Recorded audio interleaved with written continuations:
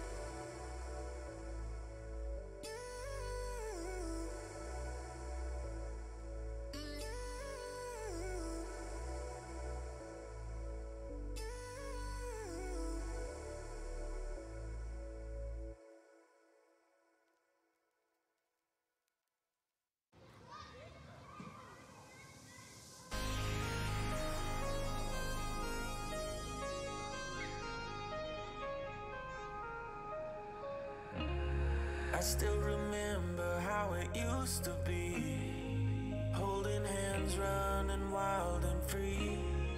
Crossed our hearts, said we'd never let go. I still think about our younger days, how we dreamed about a better life.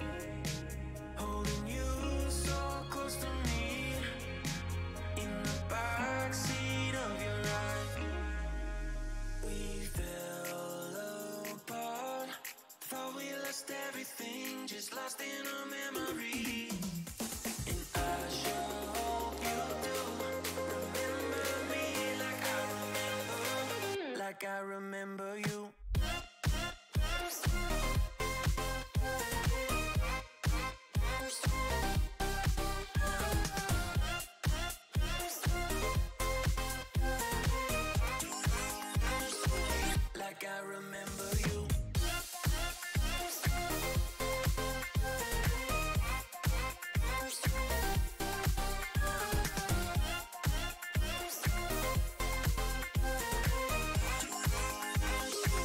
Like I remember you.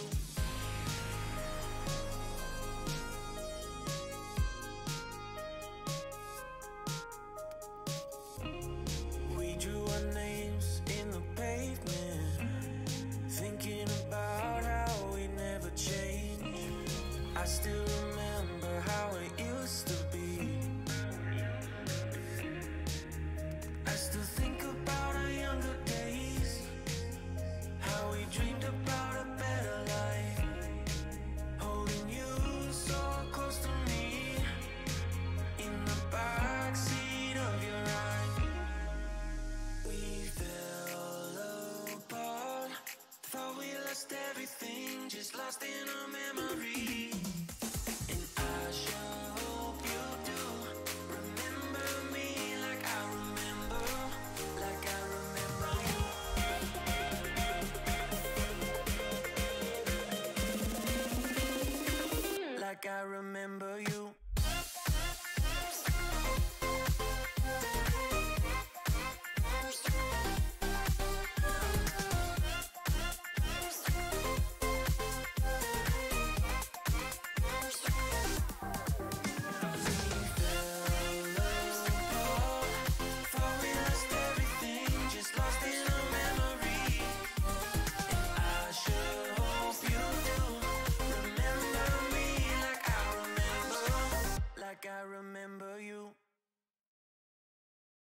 real clockwork soldier.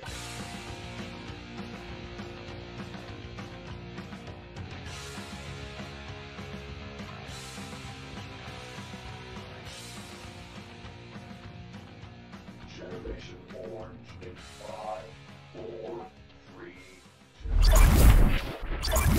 2.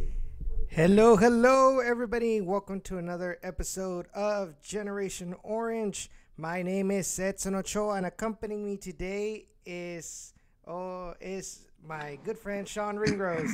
For a while, I thought that you didn't notice that we had gone in. No, I did. I just had to find the button to unmute my mic.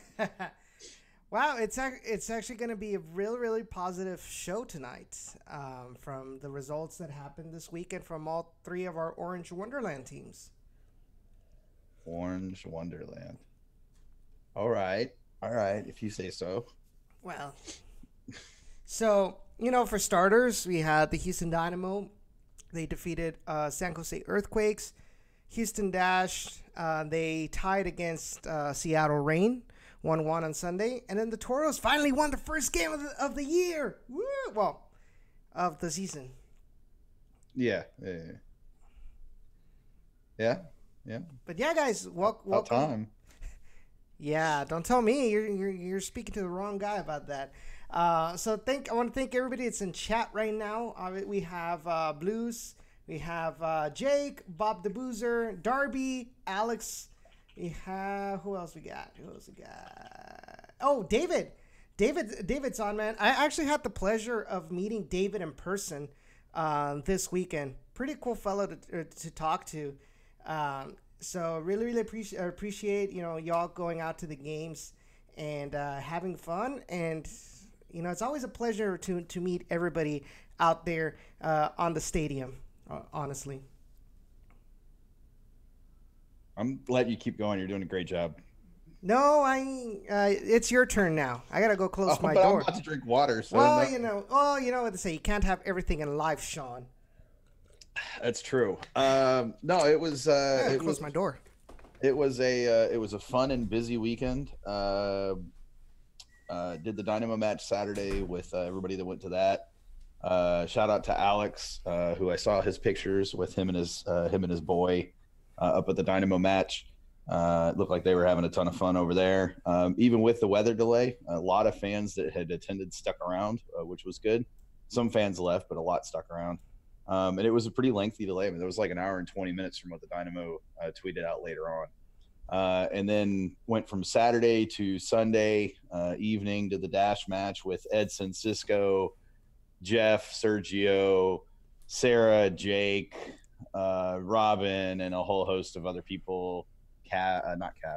Mel, and a bunch of other people in that Bayou City Republic section. And shout out to Bayou City Republic. They brought the noise. They brought the drums, man. It was amazing. And it was really cool to get an opportunity as kind of friends of Bayou City Republic, and be able to support them in that way. And, they made the comment, Sarah made the comment a couple of different times about how nice it was to have a couple of people out there who were willing to be complete and utter fools of themselves and just yell and scream and get into the chants, and be involved and be engaged. And I'll tell you, it made the match go a lot faster. I've been to plenty of Dash matches, so I can say that, and it made it a lot more fun. I really had hoped to see more Dash fans in the stands, other than kind of our little group that was there, get into the chants and stuff like that, or at least clap along. But they all kind of seemed to be more focused on the match. See, you say that, and I felt that they were more involved than Dynamo fans have ever been to what Bayou City Republic was doing at that game. Oh, damn. Yeah, I mean, you may not be wrong. From my vantage point, I was only looking out, 2 or 3 times because I was mostly focused on the match action. But I did look out a few times and didn't really see anybody joining in. But I may just not have been looking in the right areas or whatever, or just not really noticed. Like I said, I wasn't giving a whole lot of attention to it. But It was, all things considered, that dash match was absolutely one of the highlights of the weekend. And then Cisco, myself, Jeff, and Sergio proceeded to head over to the Rockets game after the dash match. So we left at like 7:20, walked our way from BBVA over to Toyota Center, and proceeded to watch the Rockets play the Jazz, which that tip-off was 8:30, which I think really started at like 9:30. Mm-hmm. It felt like, anyways. I think it was 9:30 Eastern, but it felt like it started at like 9:30 because it was already pretty late at that point. But yeah, that was a fun game to watch and a fun game to be involved and engaged in as well. And it just capped off a really good weekend of a lot of soccer action, a lot of sports action, and me completely losing my voice. You could ask Jeff and Sergio when they hop on, and if Cisco hops on. I mean, by the end of that Rockets game, there was nothing. And there were times I tried to yell even during the Rockets game, and I just had nothing left. Yeah, no, that's exactly. I mean, it wasn't even coming out like that. It was just, I mean, like there were times that like the vibration of my vocal cords was nothing. Like it was just complete air. And I don't usually let myself get to that point, but when you've just been through 2 days of, 2 matches of soccer where you're screaming quite a bit to begin with, and then you go to a Rockets game where it's a playoff game, you're going to give everything else you have to give. And so, yeah, but it was a ton of fun, man. It was everything I hoped that weekend would be, and so much more. And, credit to the Dash. They went out against a really good Rain FC team and drew them.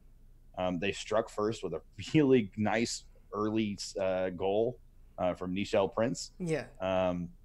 And really had other chances on goal as well. It wasn't like they had their one chance on goal and just happened to score it. They had multiple chances on goal in that first half and a little bit into the second half. Yeah, that it was. I remember one where it was in the first half with Rachel Daly, like one-on-one against Betos, and the goalkeeper stood her ground and was able to block Rachel Daly's shot. But it was that, and there were other more important and dangerous opportunities that the Dash had. Is like you said, it wasn't a one and done kind of thing.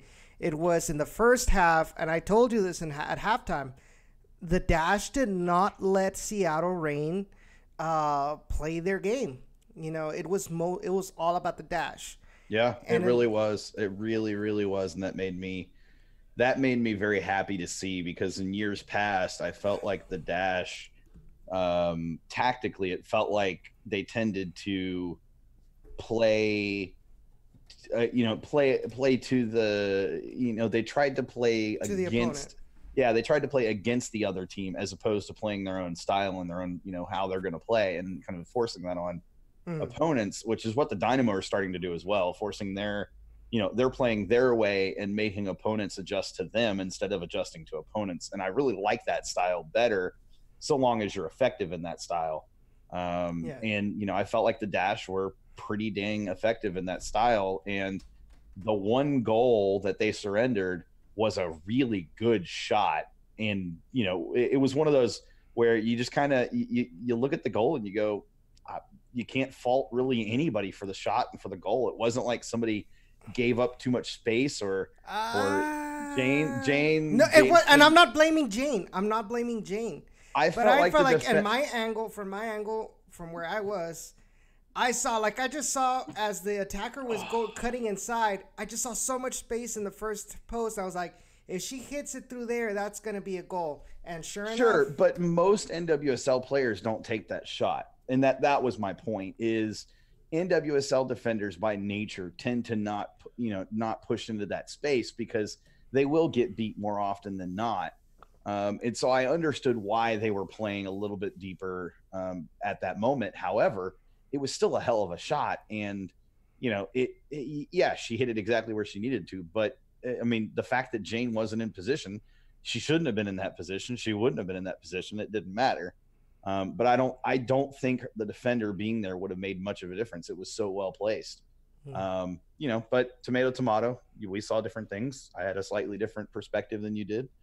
But yeah, I mean, just a great soccer weekend, a great Houston sports weekend. I don't think we've had a Houston sports weekend like that in a while, where Astros finished their sweep of the Mariners. Rockets won their first playoff game against the Jazz. Dynamo beat San Jose with a rain delay, no less. Dash drew Rain FC for their home opener, and we won't talk about the SaberCats. That was, oh boy, that was not pretty. 52-19, I think they lost. But hey, they're in their new stadium, Aviva Stadium, over there near or over there next to Houston Sports Park, which is pretty cool. So hopefully some people get a chance to get out to that new stadium. I hear it's really nice, for a smaller rugby stadium, but still, it's a rugby stadium. It's awesome that we have a rugby stadium in Houston. Callow says that it was not a penalty. What wasn't a penalty? The one with Jane Cabell. Yeah. So I actually agree with him, and I said this to Cisco, and I said it to Sergio in the stands. I thought that while Jane deserved kind of the frustration that all the fans felt at what she did, I don't think there was the penalty there. I don't think she touched the forward. I think she actually whiffed on the forward, and the forward just kind of fell to the ground. Oh, no, I saw that too. Contact. I saw that too. And so that shouldn't have been a PK. But on the flip side of it, and Jake mentioned it earlier, Jake said that, I right where we were, which Bayou City Republic sits right behind that goal. And, Cisco and I are like on the end of that aisle right next to where the tunnel is, sitting a few rows up. And, everything was really quiet. And, I'm just sitting there yelling as loud as I possibly can at Jody Taylor and just yelling her name like constantly, repeatedly. And there was a long enough delay before the shot was taken because the ref had to go talk to the couple of Dash and the one Rain girl that got into a little bit of a tiff. Well, with Amber Brooks? Yeah, with Amber Brooks, which, by the way, I love that Amber did that. Yeah. Just personal thing. I was like, oh, Amber being Cap. I love that. But when that happened, Jody looked up. And when she looked up, and everybody looked at me like, oh, yeah, what? When I was telling the story after, it was like, whatever, that didn't actually happen. But I'm telling you, she looked up from the ball. And she looked up into the stands where I was and made eye contact. And I kept yelling at her after that. And I swear that took her off her game. Now, whether it actually did that or not, I don't know. Oh, get her number. Oh, no, nothing like that. No, I was legit, just messing with you. No, I know, but I was legit doing it because I wanted to try to take her out of her game. Just like basketball, basketball fans do behind the goal when somebody's shooting the free throw. You suck. Yeah, right behind the free throw line, or right behind the basket during a free throw. I mean, it's the same type of thing. Like, it was the perfect opportunity to try to take a player out of their game and out of their element. And as crappy a PK shot as that was, it was very, very weakly hit and was easy for Jane to save. I don't know if I had anything to do with it. Jake said I did. I'll trust Jake. But I like to believe that I may have had a little bit of part in us securing that draw in the 93rd minute. I'm just throwing it out there.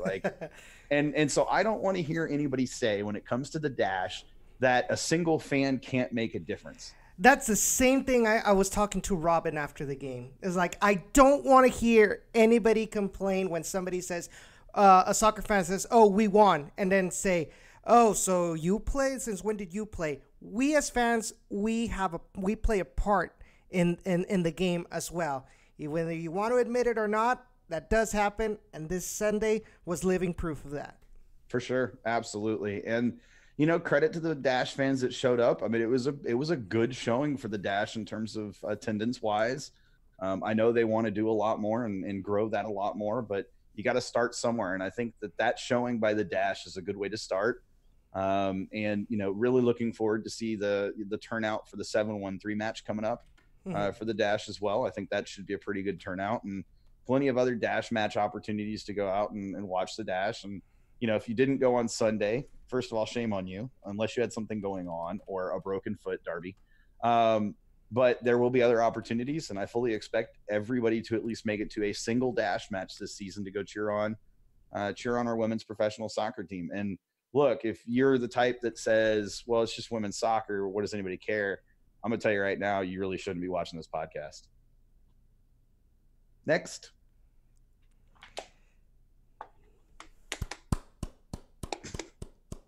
short and sweet to the point. Yeah, pretty much. By the way, Cisco's here. I see that. No, I honestly I enjoyed, the game on Sunday.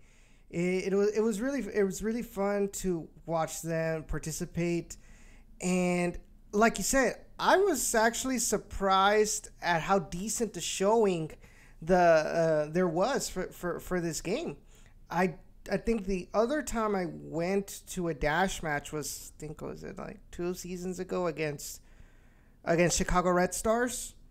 And was that media? Did you sit in media? No, fan. Oh, okay. Just No, curious. no, I've never gone as media for dash.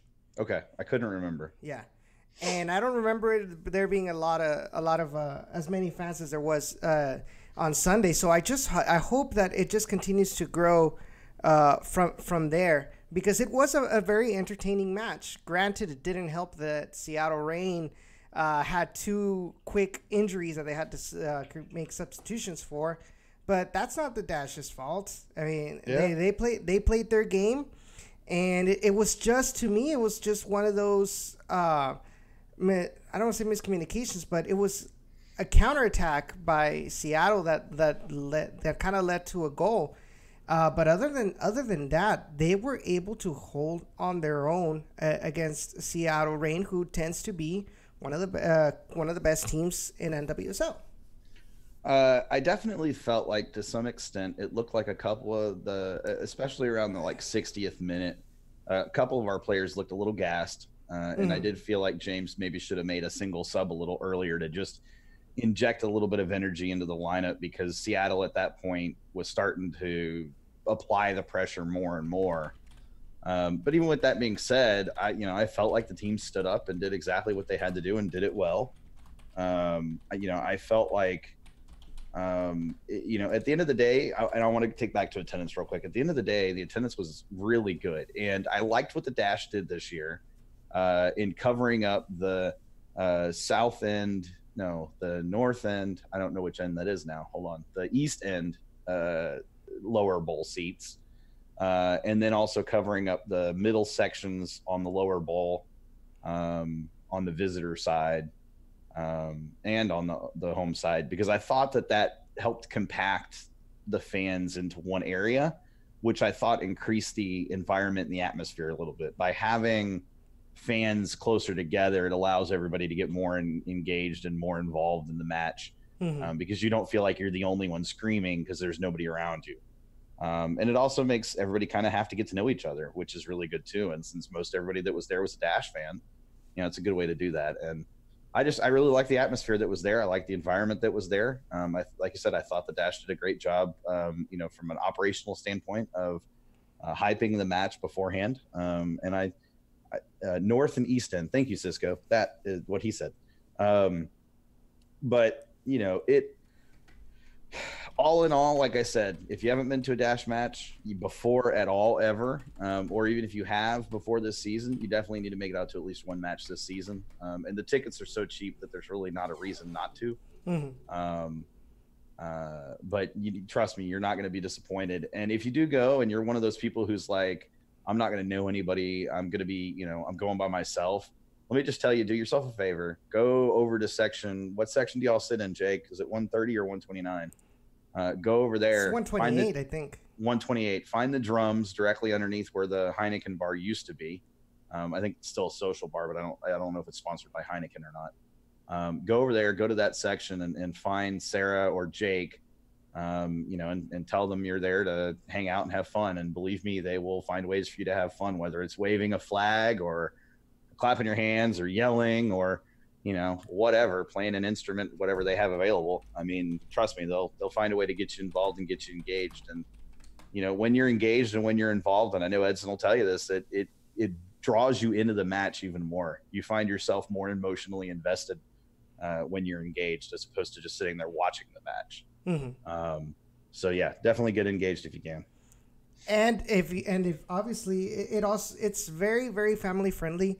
And the Dash players after the match, if you guys have not gone to a Dash match, but in this match on Sunday, after the match, all of the Dash players went around, the stadium, signing autographs, taking pictures.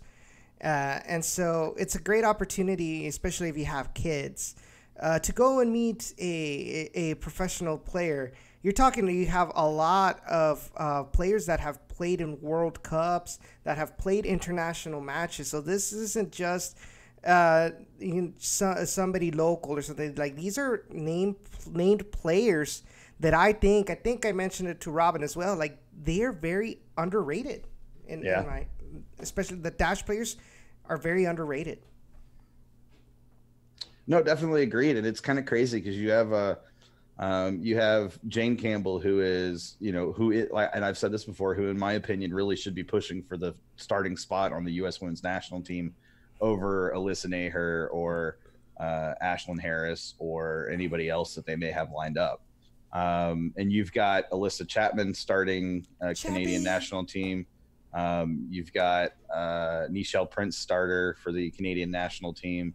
And you've got there's another one. Someone will remind me of the other one. Jake will probably know who the other Canadian is. Sophie Schmidt. Thank you. Couldn't think of her off the top of my head. Sophie Schmidt as well.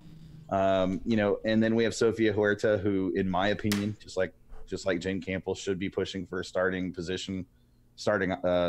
shot at the U.S. women's national team midfield. But I think Jill Ellis has her preferred players, and she's just going to be content to stick with those. And then bring in super young players with no kind of middle ground in between. We have Kaya Simon, who eventually will be back from the Australian national team. We've got Claire Polkinghome, Ari Romero from the Mexican women's national team. Rachel Daly from the English women's national team. Thank you. I'm losing track of who all I've talked about.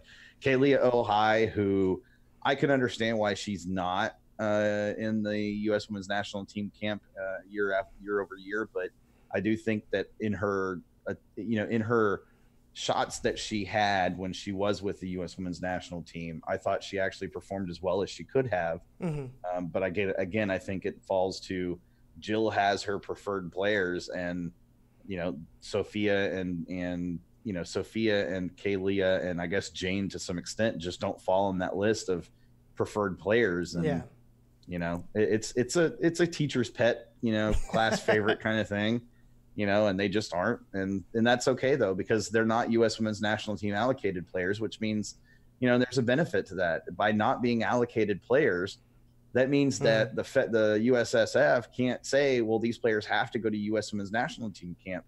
If our players decide they want to stick with the Dash and play for the Dash instead of going to camp, they have that right.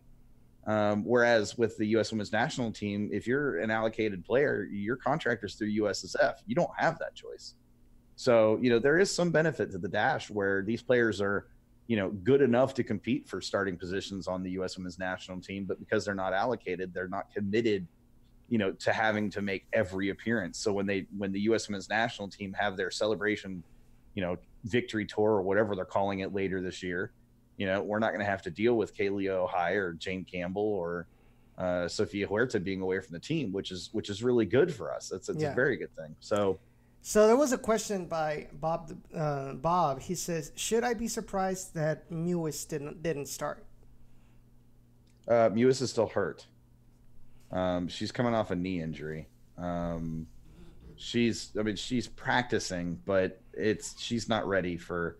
I don't think she's 100% match fit yet, and I think that's what it really boils down to. Plus, unlike with Juan David Cabezas, you don't want to try to bring her back, too fast and then have her re-injure. And you don't have a Toros to kind of ease her way into. Exactly, and they're easing her in through scrimmages during practices and and that sort of thing, and they're finding ways to get her involved so that she's still, gaining the time on the ball, but not necessarily at full game speed. And when she is ready, she'll slot in. I mean, it's not like she's not one of those players that I'm really concerned about not having on the pitch.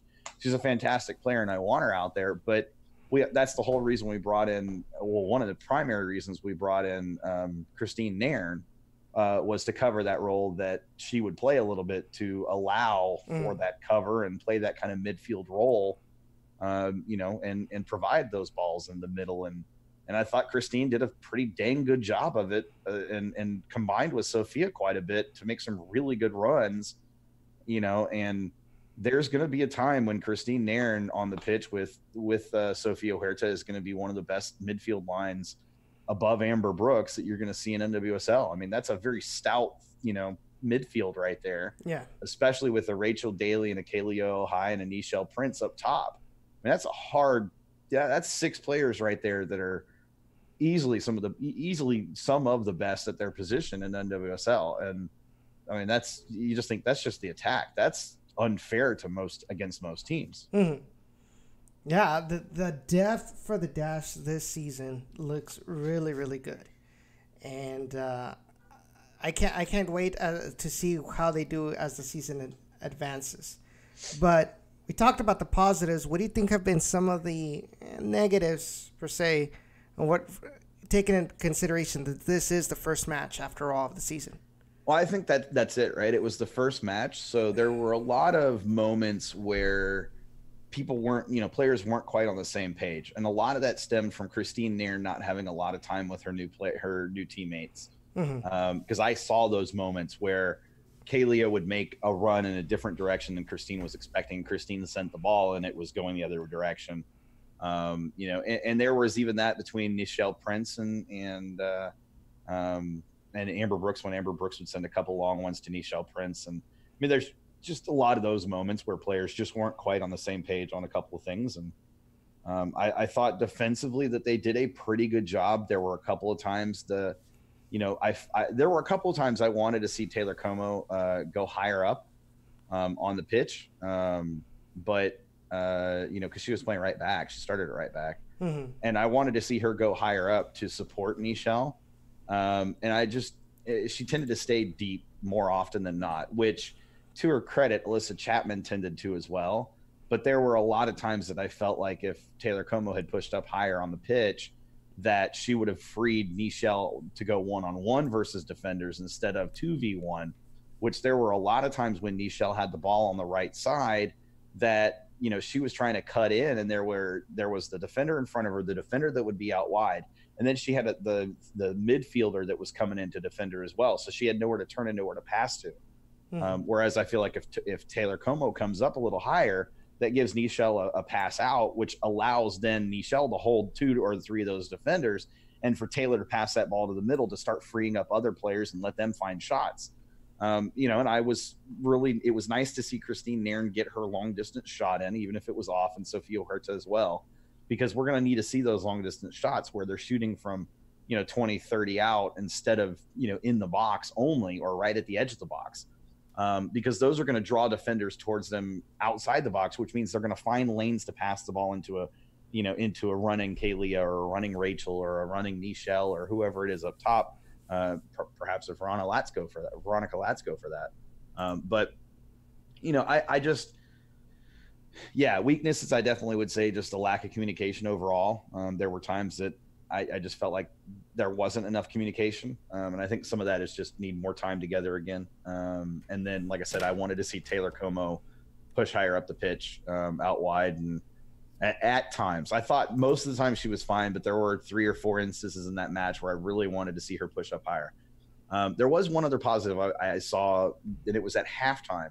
I saw Monica Gonzalez go up and basically pull Rachel Daly at halftime as they were walking back to the locker room, and they were chatting the entire way back. And I could see Monica was talking to her about specific things that she had seen during the match. And what that tells me is you have coaches that kind of have picked out their specific assignments, assistant coaches that have picked out their specific assignments to help certain position groups to improve during a match and make adjustments at halftime and that sort of thing. And the more of that we see from a player like a coach like Monica Gonzalez, who was a player in that same position, I think it just overall is a major benefit to the Dash, and it's going to be amazing. So, yeah. And I think my little gripe was I felt they were a little bit too vulnerable when it came to counters. But I think it comes along with the lack of communication or the lack of chemistry since it's being so early in the season. Kind of understanding how to locate each other and position themselves in certain situations or scenarios throughout the match. Yep, agreed. And 100%. yes, Alex, Eddie Robinson is still understaffed. He is, and they actually did a slice episode about that, where he got a chance to kind of talk about his feelings about being on the staff and what it means to him, and there were players that spoke about him too, and they said we're really glad to have him back because he's kind of that calming presence. I know we're talking about Eddie Robinson, and everybody who's a Dynamo fan remembers his years as not calming presence. But for the Dash, he's a calming presence because he's somebody who's played the game, who's been in those situations as both a defender and just a player. He understands the struggles, and he's also just a really likable guy. It's hard not to have fun when he's around, but at the same time, he can be serious, and he can, as an assistant coach, he really is the right guy for that assistant coach role. And I'm really glad to see him on the staff, and the players echoed that sentiment. And, I just think, we talked about this last week. James Clarkson did a fantastic job of understanding what his weaknesses are as a coach and as the kind of guider of this team. And he went out and he found people that fill those roles where he is where he is weakest at, and people that are able to do it adequately or better than adequately. Like a Monica Gonzalez, like an Eddie Robinson, and like a Coach Bailey from A&M, who he brought in again. I mentioned this last week, but he brought in during the draft, before the draft, to help him figure out who he was going to draft from the college ranks. And that was really wise and really smart. And so, I have an appreciation for James Clarkson that I didn't have before the offseason. And the more I see of the Dash, the more. And you know what's interesting? You say that, but you were one of the more positive people whenever they announced that James Clarkson was going to be coach. Well, so when I first heard the announcement, I was willing to give him the benefit of the doubt because of his experience coaching at the academy level. I wanted to see what he could do professionally. He had success with the academy. He understands how to coach, and like he said, soccer is soccer. And so I wanted him to have that opportunity. On the flip side, as a fan, a little bit, I did kind of go, "Oh, really?" Because there was part of me that was like, this guy doesn't have any women's soccer experience really, other than just kind of lower level. So how does that translate? We've seen another coach who had lower level soccer, women's soccer experience, college ranks, and didn't translate. So I did, at that point, I really wasn't sure. But from talking to different people who have connections and things like that, and kind of getting the real story and getting a feel for what his intent and what his focus and how he was going to approach things was, as the offseason continued to go, and the more I saw of what he was doing and the more I heard about what he was doing, it was hard for me not to like what he was doing. And now I find myself fully in his court, wanting to see not only the team succeed, but wanting to see him succeed because he's done a really good job. And you saw at the end of that match where the first person who came over to the fans was James. Yes.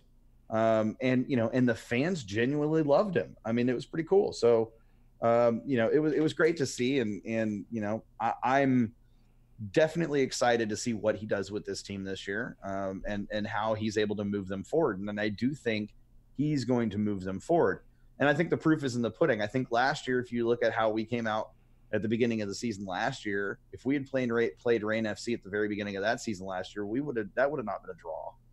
So to come out and get a draw, yeah, it was a home match, but to come out and get a draw against Rain FC, one of the best teams in the league, that says a lot for the improvement and growth of the team.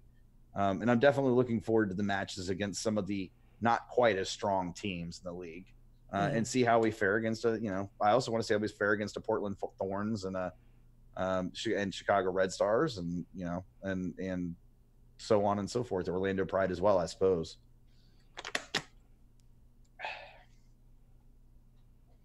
Now there's a lot that fans can take as a positive going into this new year.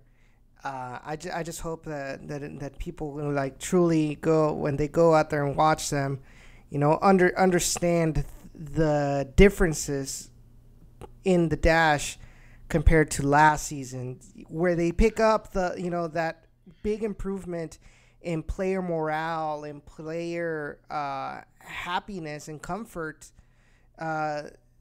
and kind of transmit that from the stands to the pitch as well. And,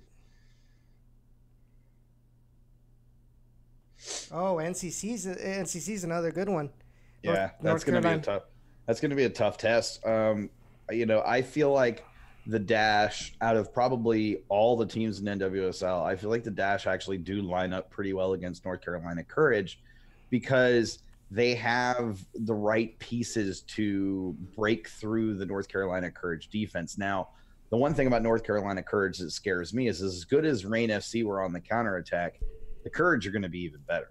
Yeah. That's their pride and joy, their bread and butter. And, they got some youthful legs up top. So it's going to be very interesting to see how the back line and Amber Brooks kind of handle Lydia Williams and, and Jess McDonald and all the other Courage players in the attack to see how they kind of handle that and, how they line up against it, I guess, really is the big thing. But again, you got Jane Campbell in goal, and anytime you have Jane Campbell in goal, you're giving yourself at least a very good opportunity to come away without allowing any goals. Mm-hmm. Let me see. Let me check when that match is. It's April 28th. You said it. Oh, did he? Sorry, yep. I wasn't looking at chat. April 28th. Oh, there it is.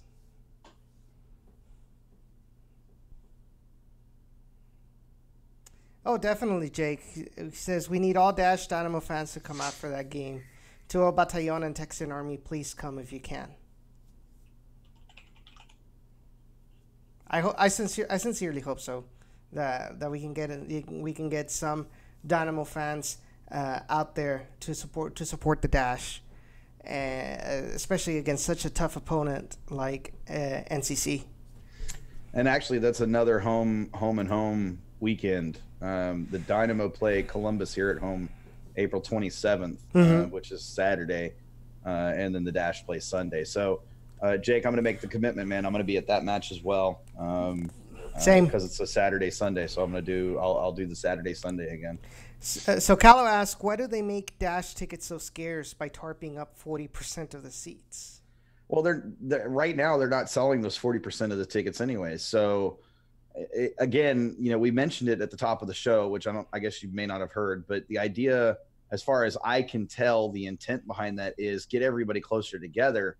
When fans are spread out, that lowers the environment, the feeling, the atmosphere by having the fans closer together. And you notice that they did it so that the fans were closer to Bayou City Republic.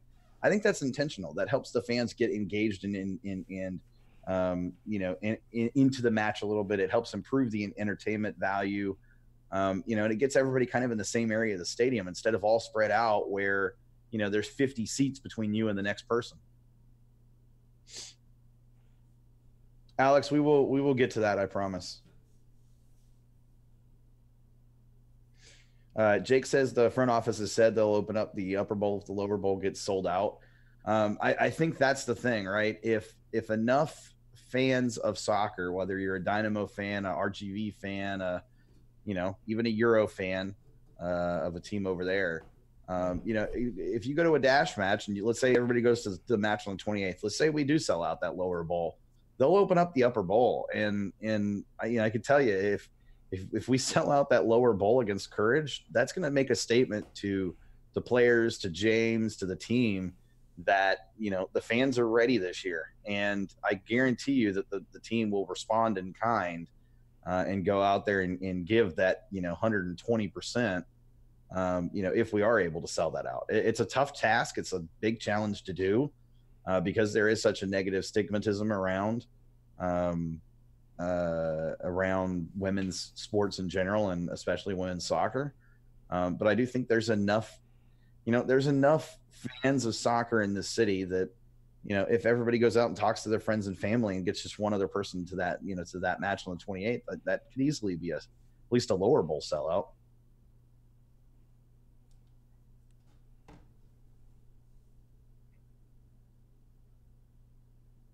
What message, Cisco? I'm sorry, Callow, that your introvertism causes you to be uncomfortable in larger groups like that, but it's better for the environment of the game. It's better for the atmosphere of the game. What I'm trying to say is get over it, you Canadian.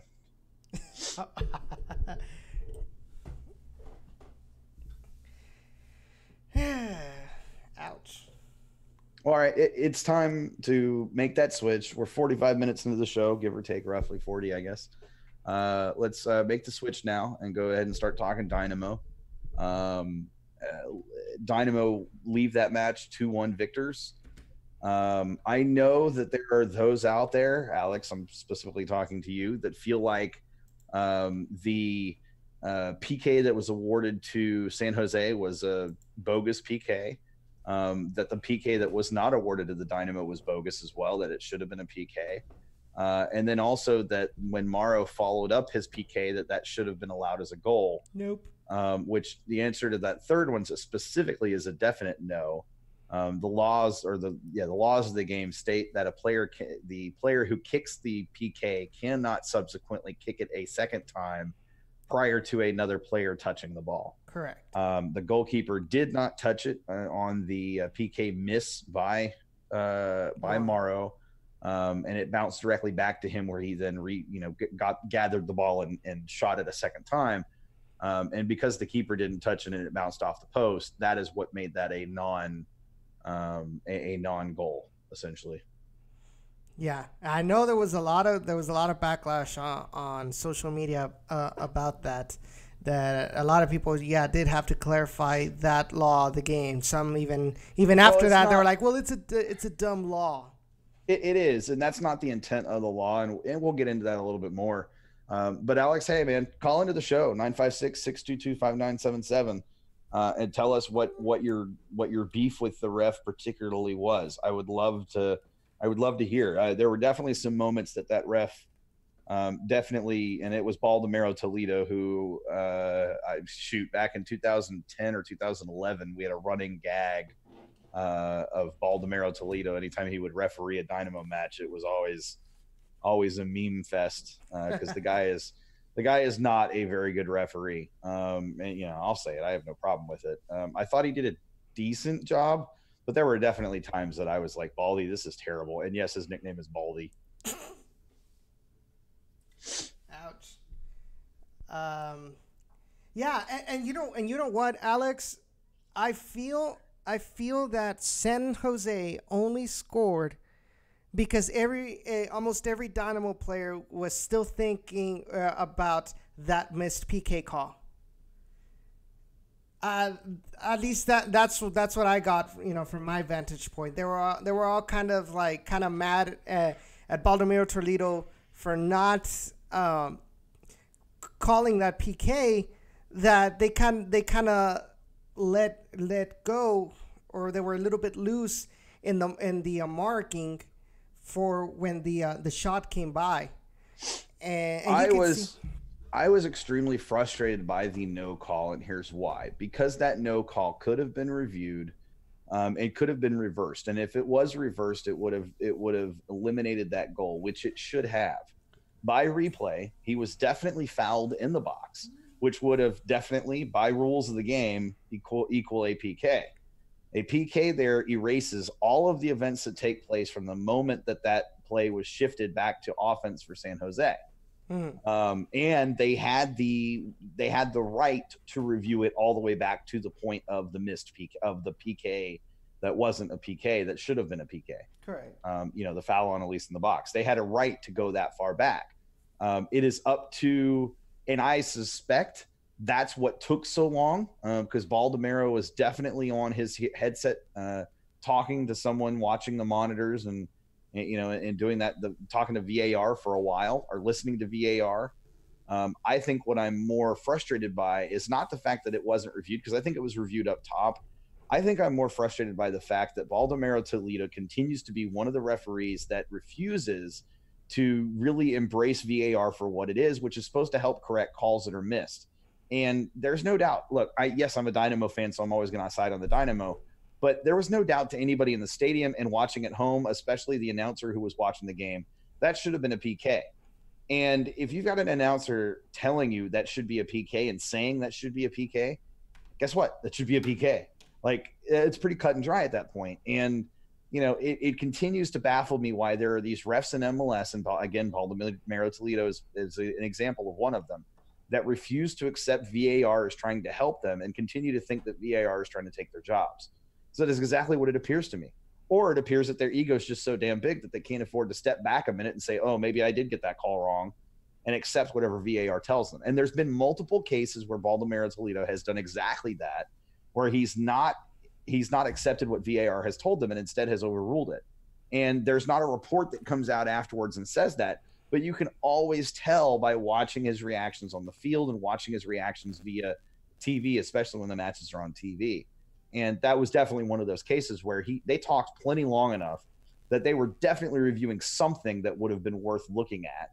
Yeah. And if you're going to sit there and review it for that long, you'd better get the call right. And to not get it right after that long, when everybody at home is able to see that same play and go, no, that's a PK, then you're clearly not accepting what VAR is telling you. And I guarantee you the guys in the VAR booth are not going, oh no, that's not a PK. They're going, yeah, that could very well be a PK, but we'll leave it up to you. And that's what I don't like. It needs to be VAR coming down with the definitive ruling of, yeah, that looks like a PK to us. You need to review this, and then let the referee go review it. But don't give him the option. Make him go review it, because right now it's so confusing that the referee gets to deny VAR. And that doesn't make any sense to me. Mm-mm. If the whole intent is to get the call right, there should be no choice for the referee to overrule VAR. That just becomes, that's pointless. It's like having an extra assistant referee on the field that is, that's trying to tell you, yes, you made the wrong call, but you still refuse to listen to him. Yeah, and I was telling, it was back in the first half with that first offsides by Martin Hairston. There was a fan next to me that was like why is it that he's not reviewing VAR, yada yada yada. And number one, it was because and I had that misconception. I told you at halftime, where I thought is just because he did not call the goal, you couldn't review it. But the point was that even if he did review it, I told him Baldomero Toledo has one of the biggest egos in pro referees, that he'll never want to use VAR just because he doesn't want to be proven wrong. Yep. No, I completely agree. And that's, it's a frustrating thing, both for fans and players, because again, the whole intention of video review is to get the call right. And if you're not going to take the time to get the call right, then why are you bothering taking the time to begin with? And and it's just, I don't know, that kind of thing is frustrating to me. And then it creates, and Jake kind of hinted at it, it creates an inconsistency, because you have one ref who does it, who takes the time to go look at the VAR and get the call right. But then you have a Baldomero Toledo who completely ignore VAR. They'll listen to what VAR says, but then they'll be like, nah, I'm still going to rule whatever I want to rule. And, I don't know. It creates an inconsistency for players that makes it very difficult for a player to know what they're going to get in terms of officiating one match to the next. And you know what? And I think somebody hinted at it right now, and it's those kind of refs that kind of want to take protagonism away from the athletes. Yeah. And maybe some of it is, and look, I'll say this, before that moment, Elise had already gotten to Baldomero Toledo, and he had told him a couple of times, stop yelling at me, stop arguing with me, and just accept what I'm telling you. And I can understand as a ref, that's frustrating, but I feel like there are times when referees, and I don't remember who the referee was for the match before the San Jose match. That was our last home match before that, but he was terrible, absolutely terrible. And consistently calling things for the other side when they were clearly not. It was very ticky-tack, very bad, and resulted in some really bad calls. Yeah. This match, I think Baldomero Toledo was at least a little bit better about it and didn't show a bias, but there were definitely moments for both sides where I was like, this is definitely a Baldomero Toledo refereed match. There were times that I was left scratching my head why something wasn't called or something was called, and should or shouldn't have been. And it's just one of those facets of Major League Soccer in particular that continues to frustrate me and frustrate a lot of fans, that we continue to see these referees and they're not improving at the end of the day, the quality of officiating is not improving. I've seen a lot of interviews from, pro spokespeople that say, well, the quality of officiating is improving year over year. No, it's not. I can go look at the number of missed calls match over match, and it's getting worse, it feels like, every year. And the fact that VAR comes in and is supposed to help with that and doesn't, because some referees refuse to let it, says a lot about the state of officiating in this country. And at the end of the day, it's up to MLS to take the initiative and say, we want to improve officiating, so we're going to start holding pro accountable. When a referee F's up like Baldomero Toledo did, we're going to be the ones to say, this needs to be reviewed by your disciplinary committee. If it's not reviewed, and if he's not disciplined for the failure, then we're going to levy some sort of disciplinary action. He's going to be suspended from being able to referee one of our matches. But I think part of it is Don Garber's a little bit scared. He doesn't want to do it because he doesn't know who they would have fill in if pro isn't the referee organization that does the refereeing for them. And unfortunately, that kind of sucks because it gives pro all the power. Is there anybody else besides pro? Yeah, there's other referee organizations. So looking at the chat right now, Thomas Schilling says there's an attitude of the sanctity of the referee in soccer. Linesmen are always subject to the ref as well, no matter what. And then Alex says, I recall last season Cabrera actually said pregame, we're going to have a problem with this referee before a certain match, and it was true. I believe he got fined for post-game comments. No, and that was the same ref we had 2 matches ago. The home match before San Jose. It was the same ref, and he's the guy, he's a ref that we've always had problems with. And it's not on call. I don't remember who it is, but he's been a terrible ref. Anytime he refs for the Dynamo, it's always a very one-sided foul distribution. And he just absolutely goes after our players for nothing, and gives cards for nothing, and puts our players into really bad positions. And yet MLS refuses to do anything about it. And it's a known fact. And there have actually been other coaches players from other teams that I've seen on Twitter that have even been baffled by the guy's decisions, and yet nothing happens. Yeah. And that's frustrating as a fan when you have players from other teams that are known to dislike your team, and yet they're still saying this guy is a complete whack job when it comes to refereeing this particular team. It just goes to show you that there needs to be more than, right now the disciplinary committee essentially for pro is a pro guy who's a retired referee, a pro spokesman, and then an MLS representative who isn't even a former player. It's just an MLS rep. Why isn't there a former player on that committee? Why aren't there a couple of former players in that committee who can at least give you, based on how a game should flow, whether those things should have been called fouls or PKs or should have been a red card or should have been a yellow card or maybe shouldn't have been? Why isn't there more players involved in those positions? Because having talked to Eddie Robinson about this in the past, he said, look, there are plenty of former players that if you gave them enough money to train up, they would do it. They'd go be referees. Mm-hmm. And there is nobody more qualified to be a referee than a former player, because they understand the state of the situation in the game. They understand the situation of the moment. They understand the situation of the emotions, and they know how to bring those players down. They know how to diffuse the situation. Whereas I feel like some of these refs are content to let the situation escalate, and sometimes even help escalate it at times.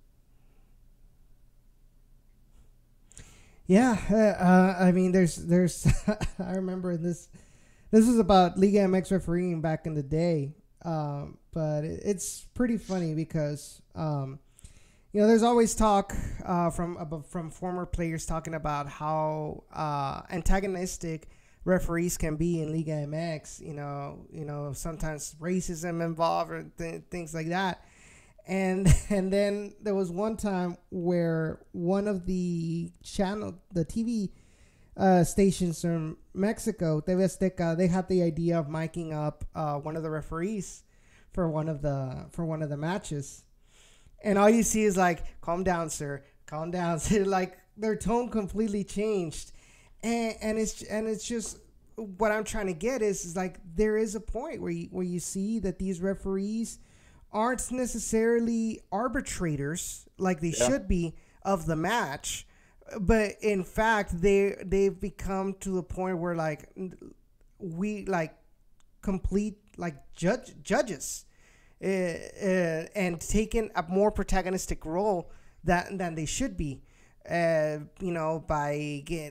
yelling at players or making asinine comments sometimes. Yes, it all technically, there's this saying that what happens on the pitch stays on the pitch, but the people want to watch both teams, both sides go at it, not 22 players going against the referees.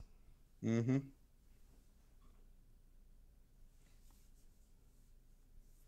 No, for sure. I definitely agree. Hey, get water.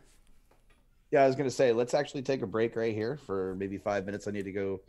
My water bottle is nearly empty, as y'all can see. My cup is empty. Nearly empty. You can see. I need to get more water. So let's take a break here for 5 minutes so I can go get water. You can go get water. And we'll be back, and we're going to talk Dynamo. We're going to get away from the referee. I don't want to be leaguer and talk about the negative too much since we've got a lot of positive to discuss. Come at me, Baldomero. So we'll talk Dynamo for another 30 minutes, and then we'll hit a little RGV to kind of close out the night and open up to questions from you guys. Remember, guys, the phone lines are open, 956-622-5977. Phone number again is 956-622-5977. It's at the top of the screen, so definitely call us if you want. We'd love to get your take on Dynamo Dash, RGV, or anything soccer related. We'll be back in a few. All right.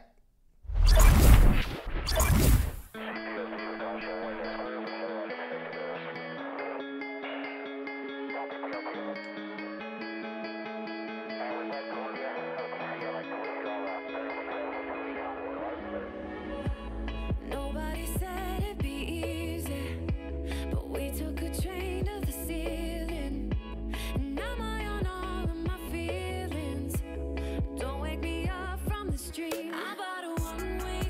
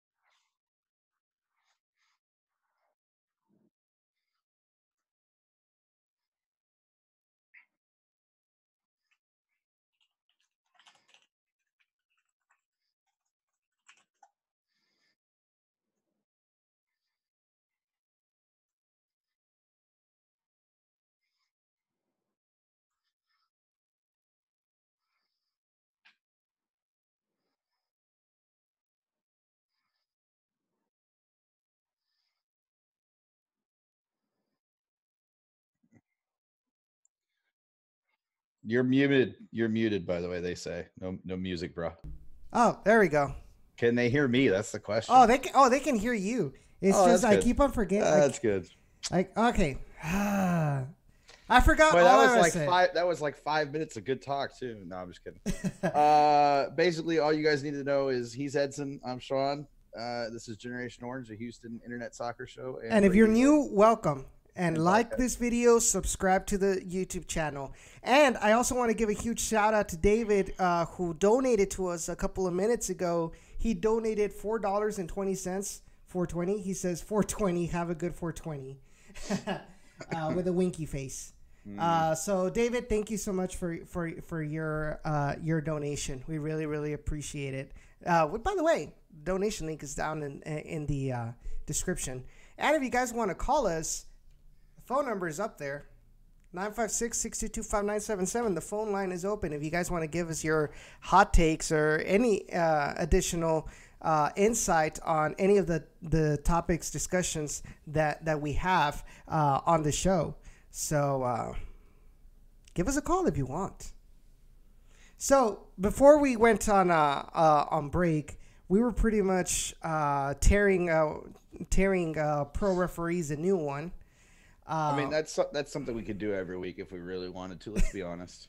Yeah, but I mean, then it's gonna get boring because it's one of those things that we talked about it where we can say all we want, but at the end of the day, we know that we're gonna be talking about the same thing week after week after week without any change. So it's kind of like beating a dead horse at this point.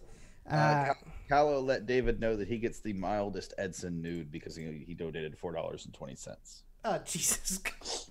Remember, $5 is spicy nude. No. $10 is the jalapeno level. $20 is habanero. $25 is ghost pepper. And $50 is temperature of the sun. Man, what do you mean? What do you mean you guys still can't hear me? No, I should be. No, I think I should be fine now. At least. Darby may be significantly delayed. Ah, okay, I see. So David asked, "Is Memo injured still?" From what I heard, I think he is. Although that's something that completely surprised me come game day on Saturday. Hamstring strain, which, like I mentioned last week, or I mentioned to people on Saturday, is the same thing that JDC had the first time he got injured.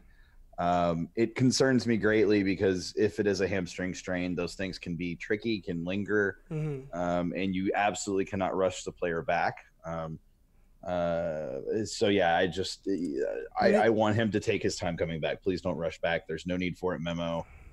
Like, rest up, get better, get healthy. I want you 100%. I don't want you at 95%. And it sucks because he was doing so well. And he'll get that form back. I'm not worried about that. He just needs to not push himself to start when he needs to really ease himself back in instead of trying to go full bore. I get you. So Cisco asked, can we talk about this JDC streak? It's a real thing.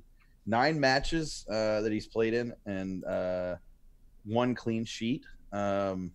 Oh no, sorry. It's a 9-match win or not losing streak. Yeah, I'm guessing that's what he was hinting at. That wasn't really clear, Cisco. You might want to clarify that. Yeah. But at the end of the day, what he's trying to say is that essentially when JDC plays, we don't surrender goals. In fact, prior to I'm trying to remember what match it was. There was one other match that we ended up with a clean sheet recently, and I don't remember what match it was. Was that our away match? Did we win that one? No, that wasn't a clean sheet. Colorado. No, that was 2-1. Yeah, it was 2-1 as well. Maybe we haven't had but the 1 clean sheet this season. But yeah, when JDC plays, we win. That's a thing that happens. But to be granted, it's a very small sample size right now, which speaks to how frequently injured he's been. And he did sub on late in the match, which was good to see, and he looked fine. But then again, he's done that before, and then a week later, I think that's the one you mean. Guastatoya, that might be the one I was thinking of. But I don't know. I want him to come back fully healthy and not push it too early. If he said he was 80 to 90% and he came in and played 15 minutes, that kind of concerns me a little bit. Or even 5 minutes, which I think it was really like a 7 minute, like 7 minutes left in the match. He got subbed in. Well, to be fair, I think the team was doing so well that he just wanted to give him a little bit of minutes just to get some sort of rhythm, but not necessarily like destroy the groove that the team was going through. Sure, and I can understand that, but I don't think that's the right match to do that. I mean, when JDC himself comes out and says he's 80% or 80 to 90%, just a couple of days before, I think it was actually came out and said that Friday. Like, to me, that should be a signal to the coaching staff that maybe we should hold him one more week. And instead they played him. And that's just a little, it's only 5 minutes, but you put him out there for 5 minutes, that's 5 minutes he can get injured in again at 80%. And again, when you're not 100%, your likelihood of re-injuring yourself goes up dramatically and significantly. And the last thing we want is to see him injured yet again. That just wouldn't be good. So I'd rather see, and it wasn't like we needed him in that match. We didn't. Vera and Boney were playing remarkable. Oh, yeah. And I really don't understand why we just didn't leave both of them in and subbed out a forward or forward or who was the third DM? Or Tomas. Thank you. Who we did sub out. We subbed him out for Tommy Mack. Cisco says we've played 9 matches total as a team in all competitions, and JDC played versus Guastatoya, and that was a 1-0 win for the Dynamo. And then he played against the 5 minutes against San Jose, which they didn't score a goal while he was on the pitch. And and then with okay, never mind. Okay, but what I was really. Cisco says he's curious as to what is considered as mild, so he might just drop a nickel. That's funny. Sorry, it's like mild Taco Bell sauce. It's just only mildly flavorful. My thing with JDC is I need to see it. I want to see it more than just 5 minutes in a match here and there, more than just a half. I want to see him get 15, 20 matches under his belt, so that the sample size is big enough to say, yeah, when he's on the pitch, we're a much better team. Prior to 2 seasons ago, I could say that. 2 seasons ago, I couldn't say that. Now I can't say that because it's been so long since we've seen him play a string of matches more than a couple and not get injured. And I really didn't think going into last season that was going to be an issue. So hopefully he's getting back to 100% or nearly up at 100%. Cisco says, nah, we ain't bringing up RGV. Which is why I did not say anything. Yeah, you thought about it, though. You thought about it. That's what I was trying to figure out what the hesitation was for, but that's what the hesitation was for. It was for RGV. Yeah, pretty much. I hate Skype sometimes. Because when you're not on the app, it won't even give you a notification somebody called. Did somebody call? Yeah. So if you called, call us back. David says, Edson, don't let this white man degrade our culture.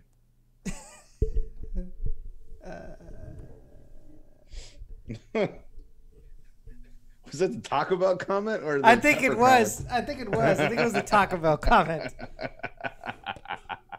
Oh, okay. So if you think Taco Bell is authentic Mexican food, this is not the show for you. There is no doubt that Taco Bell is nothing more than really crappy Tex-Mex. Even not that it's not Tex-Mex. Welcome to Generation Orange. Who are we speaking with at this moment? Yo, what's going on, Generation Orange? This is Jake. What's going on, Jake? What's going on, Jake? Mahalo. Hey, aloha to everybody. I just wanted to say thank you to not only the Generation Orange crew, but I want to thank El Batallon and the Texian Army peeps who came out to the Dash game this weekend. It was awesome cheering on the Dash with y'all, and we did the same thing to you guys on Saturday. Bayou City Republic was with Texian Army and El Batallon, cheering y'all on, the Dynamo on as well, during the Earthquakes match. So I felt some unity right there, and I just wanted to say thank you to the Dynamo supporters groups for coming out to our game, for just joining us and showing that presence out there in the stadium. I want to say something else too, because you kind of touched on it, and I haven't really talked about it yet. But I like this idea of kind of a unity that's beginning to form between the supporters groups a little bit. I think it's really good to see. I mean, we're all Team Houston, we're all Team Dynamo / Dash, Dyna-Dash, and it really is good to see when members of the different supporters groups go and support each other. And I think having that at the first Dash match of the season was really, it made me proud as a Dynamo supporter and a Dynamo fan. It made me proud to see that and to experience that, and to see that unity kind of, see it beginning to form and that bond continuing to grow. Because I think that's how, that's one of those really good ways that we can see the kind of supporters culture grow, and become a stronger front, is by kind of embracing those moments where we can all come together and support each other. And so, I mean, you pointed it out, and I think that's a really good call out. It was good to see, and it was really awesome to experience it. And definitely want to shout out you and Sarah and for heading out to the Dynamo match and getting involved and being engaged and, being willing to embrace the culture all the way around. And also welcome to Houston, Jake. Thank you so much. It's awesome to be here.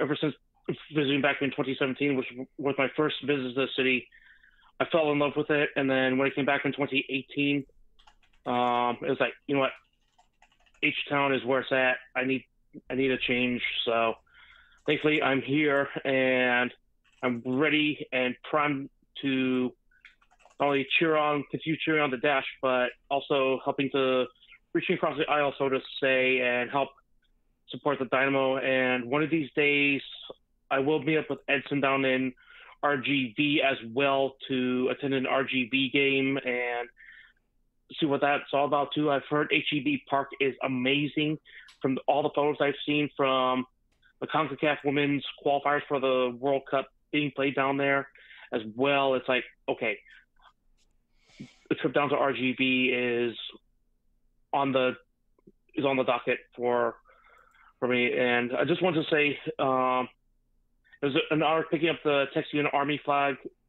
waving out with y'all.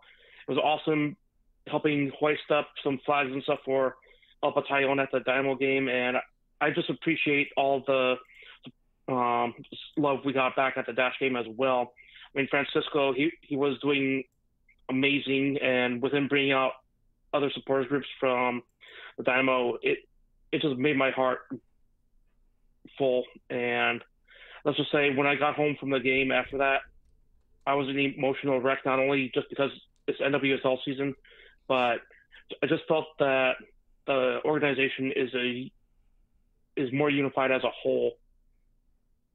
So that's what I have to say. And I'm just thankful that the support groups are now reaching out to each other and helping support each other's teams out. And technically, we should just be one organization, and I've seen that quite a bit just this year. Yeah, for sure. And and Edson knows this. I have intents to make it out to RGV sometime this season to go support our Toros brothers down there, but it's all dependent on work and my schedule. But really Dynamo Dash not being in town one weekend would be like the epitome of me being able to do that. But yeah, for sure. We talk about the Dynamo and the Dash a lot, and we talk Edson and we talk about RGV and the Toros a lot. We try to get at least a little Toros talk in every show, but it's as much as we pump up everybody trying to make it out to a Dash or a Dynamo match, if you're able to make it out to an RGV match, you need to do it at least once every season, because it's an experience out there. And I'm saying this as someone who's not actually been to one, except for when I went with Edson to San Antonio and experienced RGV versus San Antonio in preseason, which, by the way, was one of the coolest experiences I've ever had. But, you know, I can tell you it's a different experience in the USL, and it's a different game day experience at the USL level. And, you know, I want an opportunity to sit down with some of those Stampede guys and talk them up a little bit, find out what's going on and what they're working on, and, you know, what we can do to support them from this end of the woods, and you know, try to bridge that gap as well. But those are, you know, I'm still looking forward to meeting those guys and stuff down at the RGV, as well as Stampede, OSG, and everything. And one thing I have to say, again, is with pretty much the new front office we have, along with the personnel we have on both the Dash and Dynamo teams, along with the Academy teams, and of course RGV and everything, I just feel as if a whole refreshing wave just hit the organization, and in a very positive way. So I can see us being one Ohana this season, and that's how I feel. I mean, just being with you guys and everything at the Dynamo games, you guys were so accepting for me, especially during the Champions League game when we went up against Guatemala. Granted, we had to wait 3 or 4 hours while the thunderstorm cleared, but being at that game as well, I have to say, y'all made my experience at my very first Dynamo game a very memorable one. And I'd have to say, reaching out to Texian Army and, of course, the people from EB, I have to say, those talks were really much needed. And I feel as if I'm officially a part of the Dynamo family just as much as I feel as if El Batallon, Texian Army, and all the other Dynamo fans and RGV fans are a part of the Dash as well. For sure. And Edson, you got anything you want to ask Jake? Well, I think more along the lines of, obviously, like, if other members of, let's say, EB or Batallon, if they want to reach out to help Bayou City Republic at Dash games, who would they need to contact and how? That would be our OSG president, Sarah Gilliland. She can be reached on Twitter. And you can also message us through the Bayou City Republic Twitter and Instagram accounts. And just reach out to me as well. And I can always text message Sarah and let her know, hey, got an important message from, say, EB, the Stampede, or Texian Army, and that's all you guys gotta do, pretty much, if you want to find out what Bayou City Republic is and everything. There's also a website, BayouCityRepublic.org. You can find out information on there as well and purchase some swag, join with the OSG as well. Just check it out, and you can find information on there on how to contact Bayou City Republic via email and stuff through there as well. Good stuff. Sounds pretty good. All right, Jake. Hey, thanks for calling in, man. We appreciate it. Thank you so much for holding this amazing podcast, y'all. Dash TF on, Forever Orange, and We Are Toros. And remember this, we should add this to the show as well, and to all of our social medias, one family. Yep. Just to show unity for the entire organization. For sure. Yeah, absolutely. And actually, just so you know, Jake, I actually used, God, what did I use? I used One Club, I think, as a hashtag on Saturday or Sunday. I think it was Sunday. It might have been Monday morning after the match. But I used that in one of my tweets. And it's true. I mean, we're all one club. It's not like this is a different club. We're all kind of one club. I know some of those people in RGV Edson feel differently, but we are one club. Hey, it's true. And one thing I like about John Walker is he's making it a point to unify everybody and just reaching out to not only the Dash supporters group, but the Dynamo and RGV, along even with our academies, looking at the Dash and Dynamo academies as well, RGV academies, is amazing. For sure, definitely, 100% agreed. And I really like the attitude that John Walker has brought in, and his desire to embrace the supporters groups and embrace the supporters culture, and his desire to get down and kind of get down and get into what it is that is needed to help them grow. And I've heard from quite a few sources. I've heard from quite a few sources that he's willing to do the dirty work and have his people do the dirty work to make sure that those types of things happen. And it's not going to be an overnight thing. And I say that all the time, but it's important to remember that change doesn't happen overnight. It happens over the long haul. Mm-hmm. But that's where you show your commitment, is being willing to commit through, when things are rough and aren't quite as good. And then as things do get better, you start to reap the benefit and the rewards. And I just think we're kind of at that precipice. You kind of mentioned it. There's a different feeling this season between all the different teams and kind of the different supporters groups and the different, fan base cliques, or, whatever you want to call them, that are out there. I just feel like there's this kind of desire to start to really get back to, the fundamentals of what made being a Dynamo fan early in their tenure, what made it so great. And I feel like, at least from the Dash perspective, that there's kind of this desire to really build that into a culture. And I really like what you guys are doing. I really like what Sarah's doing there with the drums, and I really appreciated it. And I want to call this out because it was pretty cool, that Sarah, a couple of times, actually probably 3 or 4 times, the drums did the Houston chant. That was really awesome. And I really appreciated that. And I think it shows the bond that's beginning to form there. And again, it helps improve that atmosphere in the stadium. It helps grow the atmosphere in the stadium. And, hopefully out of that, maybe you guys get a few more supporters that come in, and maybe they're more amped to be vocal and be loud. And, who knows what that could lead to. So it was definitely cool to experience it and be part of that. And I'll be back again on the 28th. I already committed to that now, so I'm going to have to be there on the 28th, but I'll be there on the 28th, and, maybe a couple more matches this season, depending on how my schedule shakes out. But with that said, Jake, again, hey man, thanks for joining us. We do appreciate it. We appreciate the call for sure. We appreciate your support. And as you said, Dash TF on, Somos Toros, and Forever Orange. One family and one organization, one Ohana. Aloha to everybody, and it was awesome being on the show with y'all. Thank you so much for taking time in my call. For sure. Later, Jake. Have a good night. Aloha.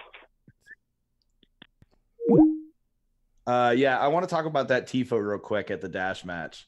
Y'all means all. What a freaking brilliant TIFO. And, Sarah tweeted it out, a picture of it, and, she said she got a little emotional when she had, put it up in the stadium and got a chance to look at it. And it's such a powerful statement in 3 words. And it's true. And I think it speaks to something I'm hoping can exude into permeate into the Dynamo supporters groups as well. That, we're all part of the same family, part of the same group, really, if you think about it. And while I don't ever want to see just one Dynamo supporter group, I do want to see some unity going on, some kind of, crossing the aisle, if you will. And I think we're starting to see it in bits and pieces. And the more these types of things take place, where, people reach out and people go above and beyond or try to be engaging, I don't know. I think it does make a difference. I believe it makes a difference. Alex says there is a different feeling and attitude all around the season, all the way around. I think he's absolutely right. We touched on it too. Some of that is just having John Walker and Deanna Witter here. But I think some of it is also just, it's all the teams are exciting right now. There's a lot of hype around them. And the fan base is just as excited about these teams. And I mean, yeah, you got your negative people that are always going to be negative because that's just what they are. But I think more and more people are just starting to ignore that. They're starting to just be excited themselves and be happy with that. Yeah. And it helps obviously when the Dynamo are on a 5-match win streak and a 6-match unbeaten streak. But hopefully they can keep it up going into LA on Friday. That match is at 9:30. I have it on good authority that the watch party for Texian Army this week will be at Pitch 25 at 9:30. Probably start more at 8:30, I would imagine. But if you guys get a chance to go out there and hang out with Texian Army for the watch party, definitely do that. It's worth it for sure. It's going to be a lot of fun, and I know there's going to be a bunch of people that show up that you're going to want to hang out with. Edson's probably traveling back home, I'm sure, this weekend, since he didn't this past weekend. So he won't be there. But I'm sure Cisco will make it out. I'm sure others will make it up. Yeah, that's all that matters. But like I said, it's just it's really cool to see what's happening right now. And it's cool to be able to be part of that. We talk all the time now about hashtag do our part, and Sunday night was just an example of that from a bunch of people that took the time to go support the Dash and took the time to go support what Bayou City Republic are doing, and it's just as much about understanding that you're engaging and you're doing your part, not just for a single team, not just for a single player or a single person, but you're doing your part for an entire community. You're doing your part for the entire family, like Jake said. So be engaged, man. It makes all the difference in the world. And I tell you, and I've said it before, I'll say it again, being engaged makes your experience as a soccer fan, and as a Dynamo fan, as a Dash fan, as an RGV fan, being engaged makes that experience so much better. You will find yourself enjoying things even when the team is struggling. You'll find yourself enjoying things even more when the team is really doing well. And you'll find yourself kind of appreciating all the little moments that happen that a lot of times just get lost when you're kind of just a fan, quote unquote, just a fan. And that's not to say that being a fan on the sidelines, watching TV, hosting home watch parties, because you don't have the money to spend on a ticket, that doesn't make you any less of a fan or any less of a supporter. That's just as much being engaged as it is being at the stadium and pulling people into the supporters section, or buying somebody a beer, or greeting somebody who's in your section that you've never seen before. Supporters come in all shapes, sizes, and we're all part of one family. And I sure hope that as supporters, as fans, we can treat each other as supporters and fans of the same team and the same family with respect. The love and appreciation that being a supporter of one of those, of the family is, what that entails, what that includes. I would go to bat for my family, and I'd do the same for anybody that's a Dynamo supporter, no matter what you think of me. And there are plenty out there that don't like me. I know that, and I've got no problem with that. I'm not out for everybody to love me or like me. I learned a long time ago that you can't please everybody. And when you stop trying to please everybody is when you start to please yourself. That sounded really bad, but that's not what I meant. That's not what I meant. Cisco, bad Cisco. Thomas says, did they reserve the room this time? I've been told that the room is reserved. Darby says, unsure. King's Court is EV's watch party, so that's an option as well. No, I can tell you, I've been told that the Texian Army does have the room reserved this time for the watch party. And so that shouldn't be an issue. I've also been informed there should be an event going up on Facebook soon for the watch party, so keep an eye out on that, so that you guys can get ready to attend that. Everybody's giving me shit for that. Oh man, I walked into it, but you know what I meant. That totally has derailed my entire train of thought. It's so bad. I was going so good, and then that. Oh, Darby. Oh, Darby, don't say that. Oh, Darby. Anyways, go ahead, Edson. Going back and re-railing this conversation, I think it's really important to bring up somebody that was very influential in the Dynamo fan base. And we know, and of course, Sean, you know who I'm talking about. Oh yeah, I saw a tweet about this earlier. And that is Leo Ponce. I did not have the pleasure of meeting him, but I'm sure you know a hell of a lot more about him. You would have liked Ponce, man. You would have loved Ponce. He was one of those guys that you would have just got along with. Although to be fair, he pretty much got along with everybody. Mm-hmm. You know, but it's been 3-4 years now. I don't know, 5 years. I've lost track. It's been a while, but you know what he represented at the end of the day, for all the crap he gave everybody. That was just how it was. For all the crap he gave everybody, if there was one guy who truly understood and truly believed what one family means, it was Leo. You know, if you needed something, no matter what it was, and he had a way to get it, he would do it, or he would get it. You know, I've heard stories from people that, you know, he drove 6 hours to go help them out because they got stranded somewhere. I've heard other stories that I won't share, but you know, that just of his spirit and who he was, as a person, as a friend, as a family member, as a Dynamo supporter, as a Dash supporter. I know that he is currently looking down at the way the Dynamo are playing right now, and he's having a hell of a time because of how well they're playing right now. This is what he wanted. You know, this is what he wanted to see, was this exact thing. a lot of Latin flavor, if you will, in the attack.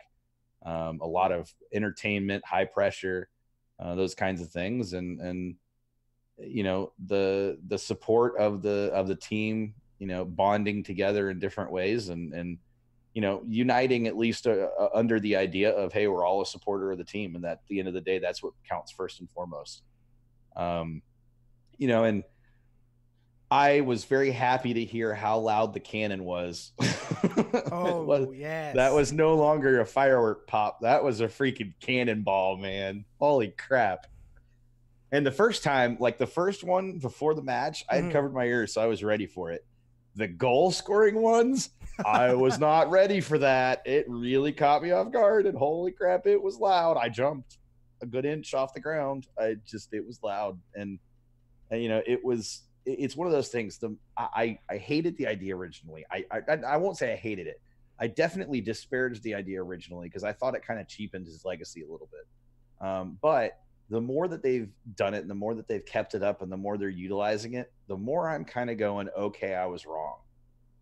I really do think that I was wrong on this, and that they've done a good job of kind of using it as a memorial to him on a regular basis. And it's a really cool thing now. And I hope they continue to kind of build it up in a way. And I like that it's kind of becoming a tradition at this point, and it helps that the Dynamo score regularly too.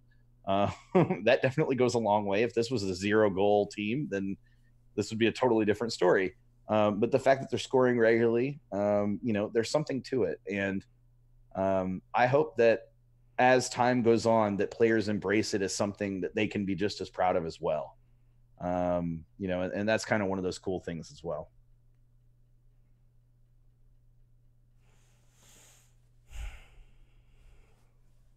Yeah, it's like I said, all I've heard about Leo has been, you know, these stories that you guys talk about or post about in social media, and so, you know, but it's, you know, it's good to for that his legacy of what he brought to the Dynamo, his passion for the team, you know, continues to, that torch is being continued to be passed on, and his legacy continues to live on, not only with the fans and the friends that he knew him, his family, but also with the organization that he loved the most, to embrace that love that he had for the team and show it back, you know, with a memorial with the Leo Ponce cannon. And like you said, you know, at first, you know, I originally thought before I had it was announced that it was going to be the Leo Ponce cannon. At first, I thought it was going to be some sort of like oh, so we lost El Capitan, so we make our own El Capitan kind of thing. But once it was announced that it was as a memorial to Leo, it was like, and like you said, as time went on and it was used more and more, like you're starting to get that spirit of what it truly means. And if I'm feeling that, who I did not have the pleasure to meet him in person, I can already imagine what an impact it is for all of those who knew him and hold him close to their heart.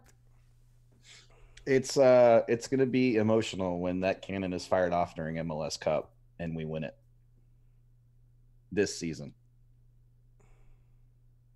Yeah, I went there. Yeah, I went there.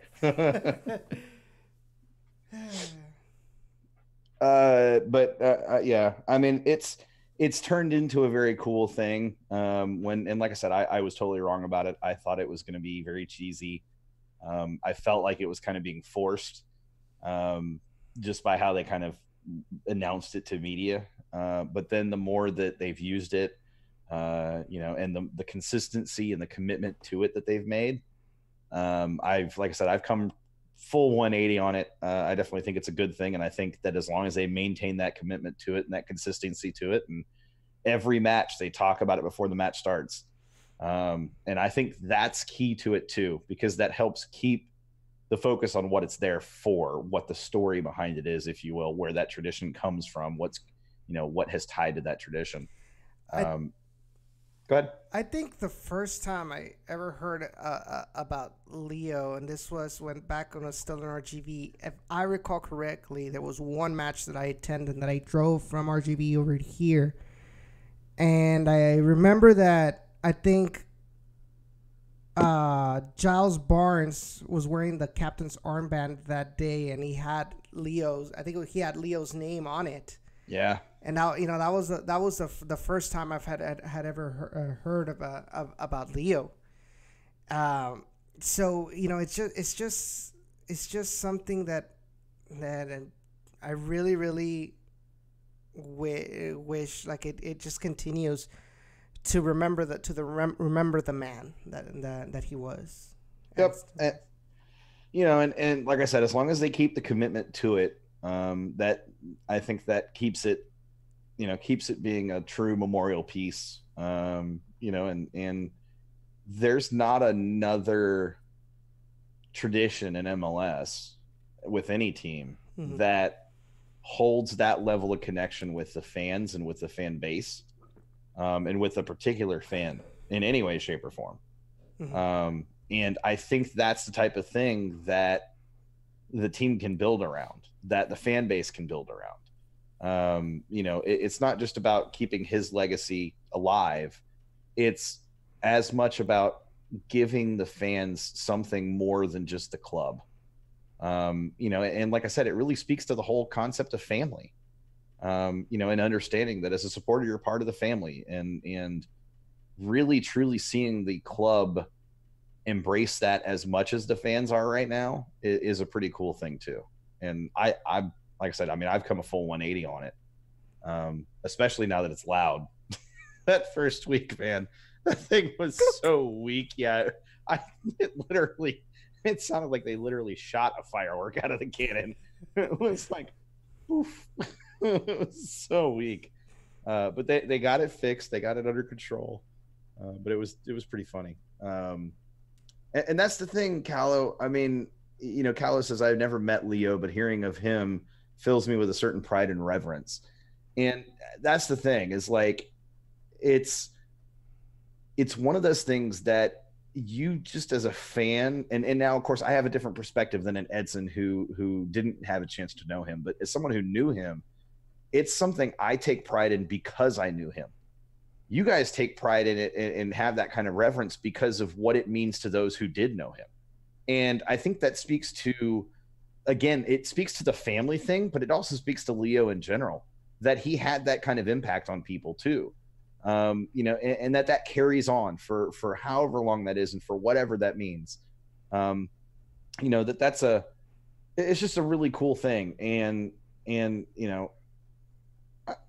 it's just a cool thing. I'll just leave it at that. Cisco wants to know if they still do Leo's Row. I don't know. I don't. It's so far away from me now. With where I'm sitting now or standing now, that it's really hard for me to tell what row that is anymore. I think they technically still have it, but I don't know for sure.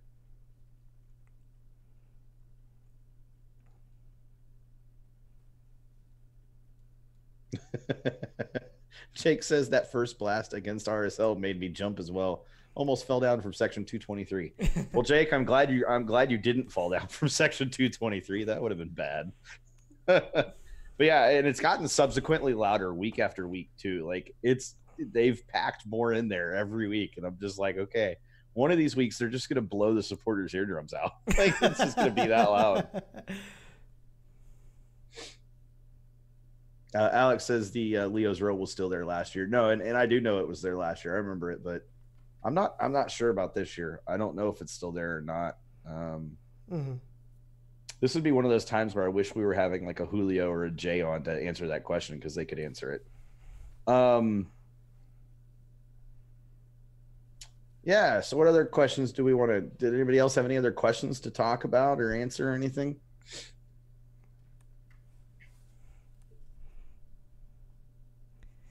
I do want to make a shameless little plug right now. I don't know if you guys have followed my social media accounts on Twitter and on Instagram. I am planning to going back and doing FIFA YouTube videos with RGVFC. And if you guys have seen the pictures that I've made, the screenshots, go ahead and check them out. I think it's gonna be pretty fun to upload. So that'll come soon as I finish the whole roster. That'll be cool.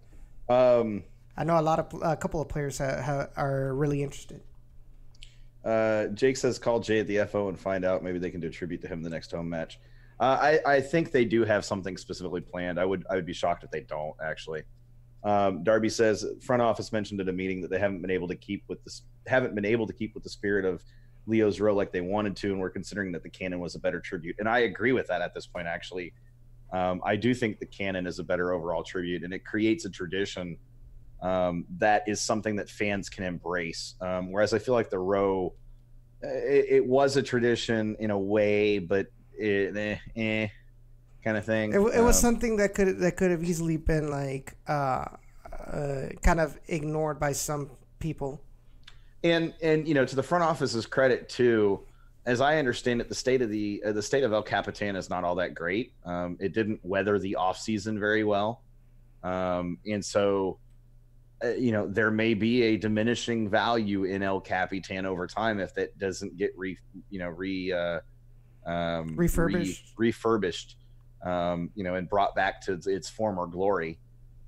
Which that also entails it coming back to Houston, because let's face it, it's never going to find its former glory in Frisco. Who the hell battled anything in Frisco other than a little bit of wind and cold, and maybe a few pilots kids. Trying to think what else is in Frisco to talk about. Nothing, because Frisco's boring.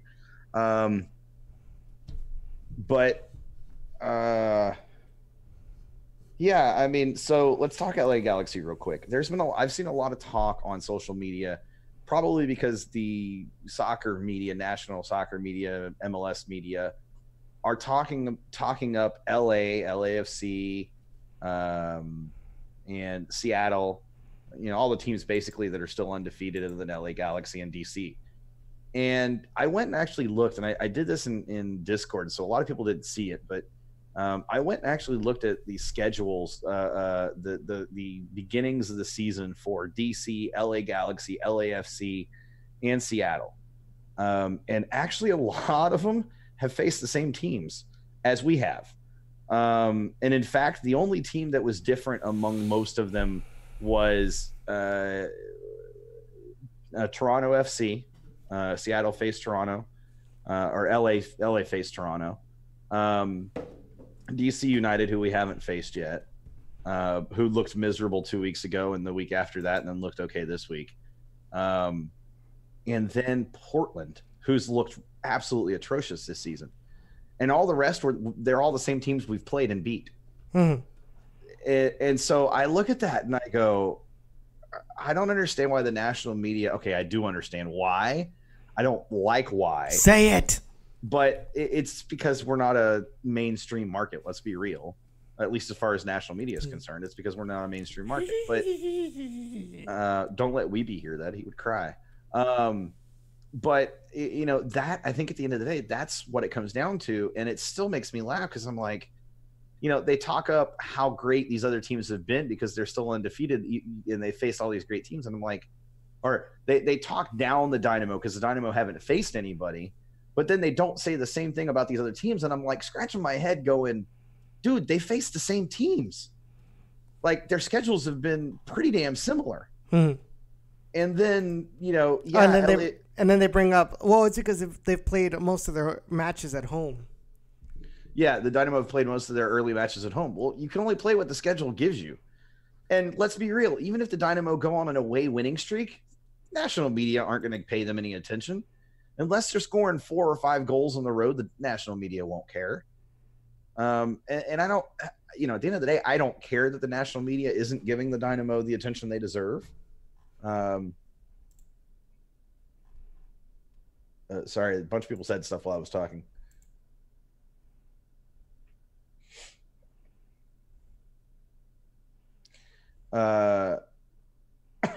Sorry, totally sidetracked. I don't care that the national media aren't giving the Dynamo the attention that they truly deserve as a really good team in Major League Soccer right now. I don't. I genuinely don't at this point, because I'm becoming okay with the fact that we're going to be one of those teams that's going to be considered a quote unquote dark horse year over year. And yet we're still going to be one of those teams that's in the mix year over year. I don't care if the national media don't give us the attention anymore, because the players don't care. The team isn't caring as much. They don't care if the national media is not talking them up. They're going to go out and do what they do regardless. That was a different attitude last year and the year before. Last year and the year before, they wanted the attention. Hey, we're doing really well. We need the national media to talk us up. They're talking everybody else up. They won't talk us up. This year, I don't think the players give a damn. I really don't. I think the players almost see it as a chip on their shoulder that, hey, they're not going to talk us up. We're going to go out there and we're going to destroy teams. We're going to go out there and we're going to run at players until they fall on the pitch and die. Not truly die, thank God, but, fall on the pitch and, But they gave it their all. I'm just waiting for the moment that at least puts some guy on the pitch, like just the guy falls down because he breaks his ankles with a move. Like legit basketball type thing. The guy just falls on the pitch because he can't follow what's going on. It's going to happen sometime this season. I just got a feeling. But I'm okay with Santos. Yeah. Santos is absolutely right. Houston's still undefeated. MLS media. Hey, Atlanta United win their first MLS game. MLS media. Atlanta United are back. Will Frank de Boer. Frank de Boer right the ship now. Houston fans, am I a joke to you? It seems like that. It does. It does. Like, the fact that it took Atlanta United 6 matches to get their first win. Might have even been 7 matches into the season for them to get their first win. And yet they're talked about more than the Dynamo at this point, who the Dynamo have proven that they're a good team. And again, the Dynamo can only play who's in front of them. And, at the end of the day, it is what it is. And I'm glad to see the players aren't buying into this whole, well, national media is the only one that can give us the respect. Like I said, I kind of feel like the attitude and the vibe now is, you know what, screw them. If they're not going to give us the respect, that's fine. They don't have to. We know we're good enough. Our fans know we're good enough. We'll let that speak for itself. And I think they showed it on the road too, where it was like, going into Colorado and they played their game. They didn't bother playing against Colorado.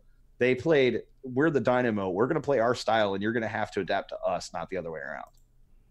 And I liked it. I loved it. And I hope they do the same thing in LA, because at the end of the day, they can't keep up with the Dynamo. They're going to surrender goals. LA is going to surrender goals. Vera's going to keep Zlatan in check. JDC, if he starts, will keep Zlatan in check. LA Galaxy don't scare me. They don't. We proved it last year here in Houston. They just don't scare me. Even on the road, even at LA Galaxy.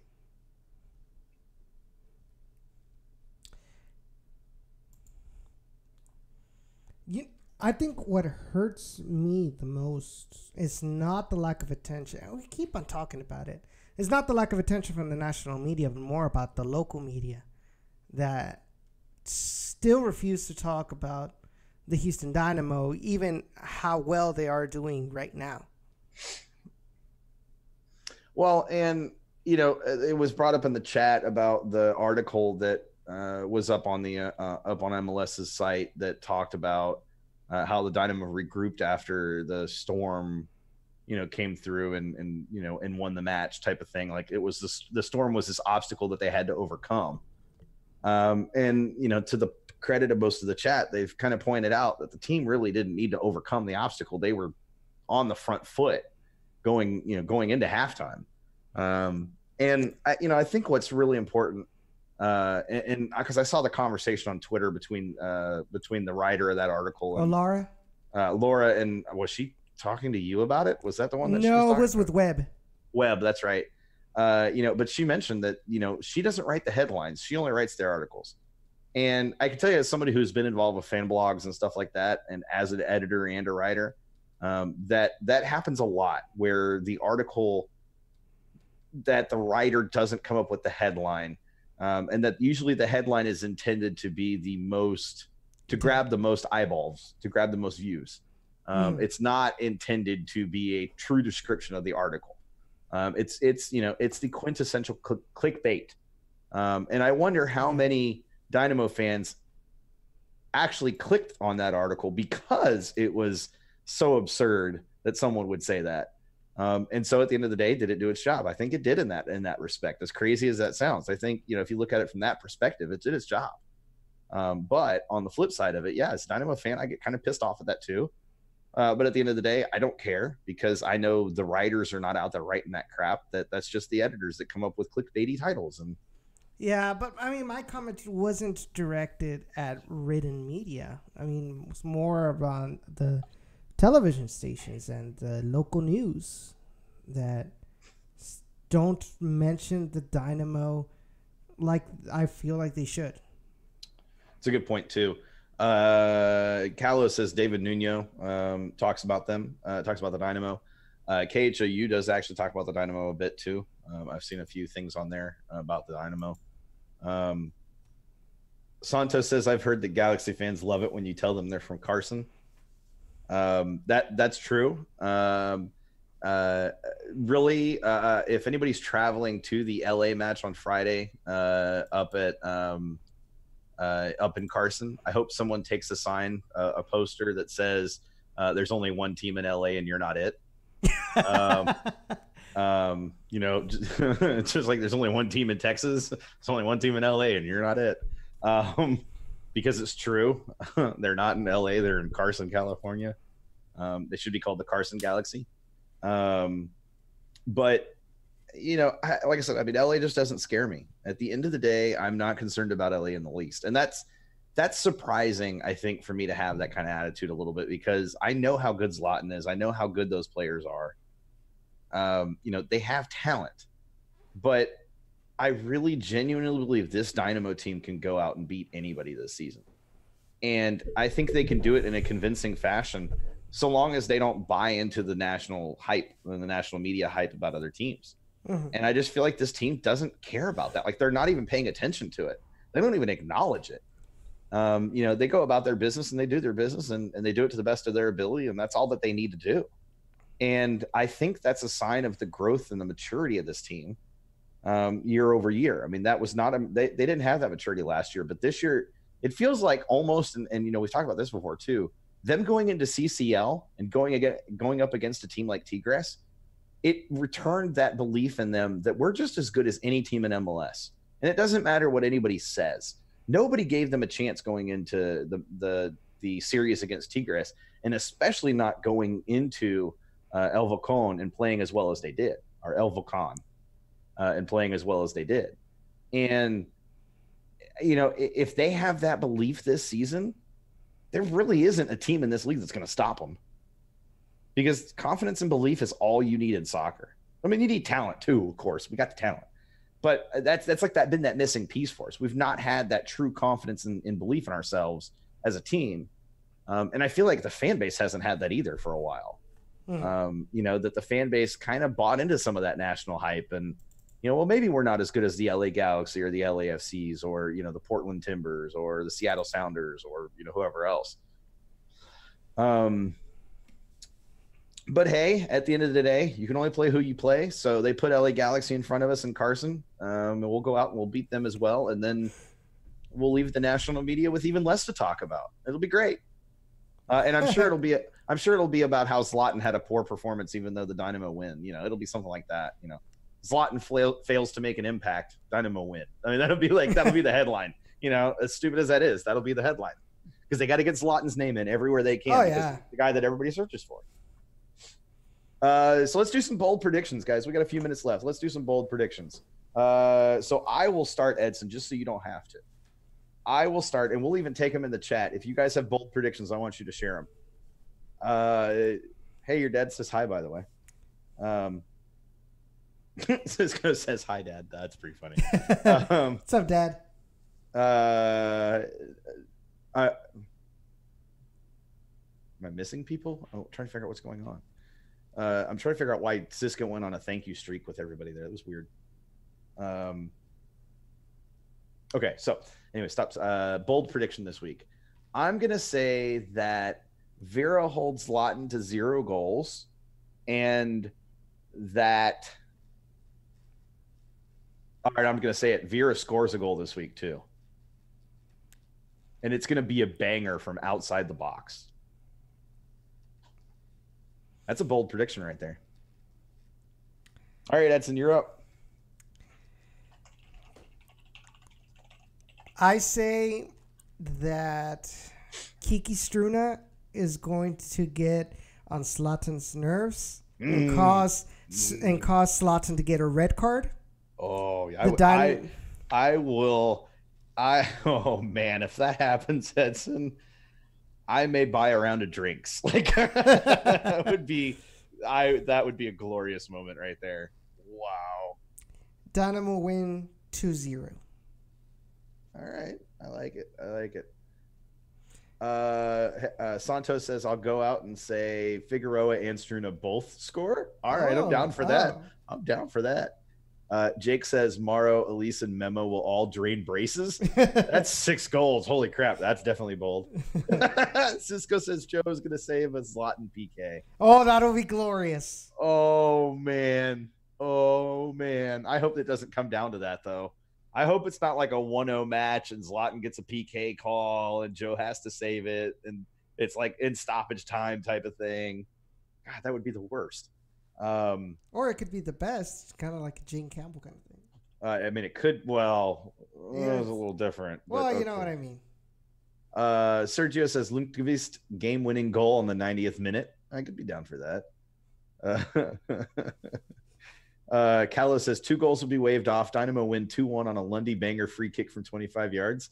Dude, if Lundqvist scores a goal from outside the box, like on a free kick, that in and of itself would be worth the price of admission in LA. He's been close too a couple of times. He's got the finesse to get it. He's just got to figure out the power to get it there. Brian says Zlatan own goal. Ooh, I'd be down for that. David says bold prediction: Dynamo beat Sky Blue FC and Dash beat LA Galaxy. Oh man. So you're saying Amber Brooks keeps Zlatan in check? I could be down for that. She'd probably tackle him into oblivion. I know he almost did Saturday. Lundqvist almost got that free kick Saturday. When he lined up, I knew he was going to take it, and it was a lot I mean, it was as close as I expected it to be, but I was really hoping he was going to score it, and it was close enough that I was like, oh, it was nice. Well, Edson, I think it's time we wind this up. It's time. Isn't it? Callis says Saturday. I think you put Friday in the chat. He said Saturday in chat. No, because you put Friday in chat. When you put for the bold predictions and you said for Friday. You said bold predictions for Friday? Yes. Edson, we play the Galaxy Friday night at 9:30. Well, then I'm confused then why Callo put Saturday. because Lundqvist had a free kick shot on Saturday against San Jose that almost went in. Oh, okay. I forgot. I got you, Callow. I understood, Callow. Right here, bro. Right here. I lost the context. You totally, that went right over your head. Jake says, I also predict that Ojai, Daly, Huerta, and Prince all drain braces versus Sky Blue. Holy crap, that's 8 goals. Cisco says, can't believe bold predictions has come this far. Started that like 6 years ago. Not wrong. Cisco and I started that. Cisco started it, and we just kept it going. We would do it every match before the match. We started it with the Peel, I think. We just did bold predictions with the Peel and just kept it going. Yeah. David says, can we talk about the new super generic Dash jersey? I bought it, but I'm not happy. Why are you not happy with it, Dave? I actually like how it looks. I like the two-tone. I think it looks, it is a little bit bland per se, but I like it. Like I like that it's not flashy. It's better than last year's. Well, and we have to keep in mind too, this is NWSL. They don't put designs on their jerseys except if you're Chicago, apparently. Yeah, well. Kala says, geez, that's why you're my 4th favorite Ochoa. That's funny. The game is Friday, 10 p.m. It's technically 9:30 is what they've got slated for the TV show to begin, or the coverage to begin. But it'll be 10:30-ish before. It'll be 10 when it kicks, yeah. Cisco says, I didn't like it. I'm guessing it's referring to the jersey. Yeah. Dash.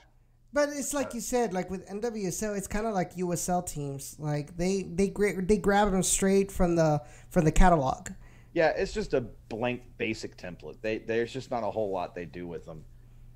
Jake says the new Dash kit is nice. Just waiting for a kit sponsor and the new fonts. I think that's pretty true as well. I do hope that having Deanna Witter and Jake Walker next year means that the Dash next kit will be, we'll have more thought into it. We'll have some kind of design to it instead of just two-tone. I think part of the reason you ended up with the two-tone this year is because John Walker wasn't there the entire offseason. His focus was Dynamo.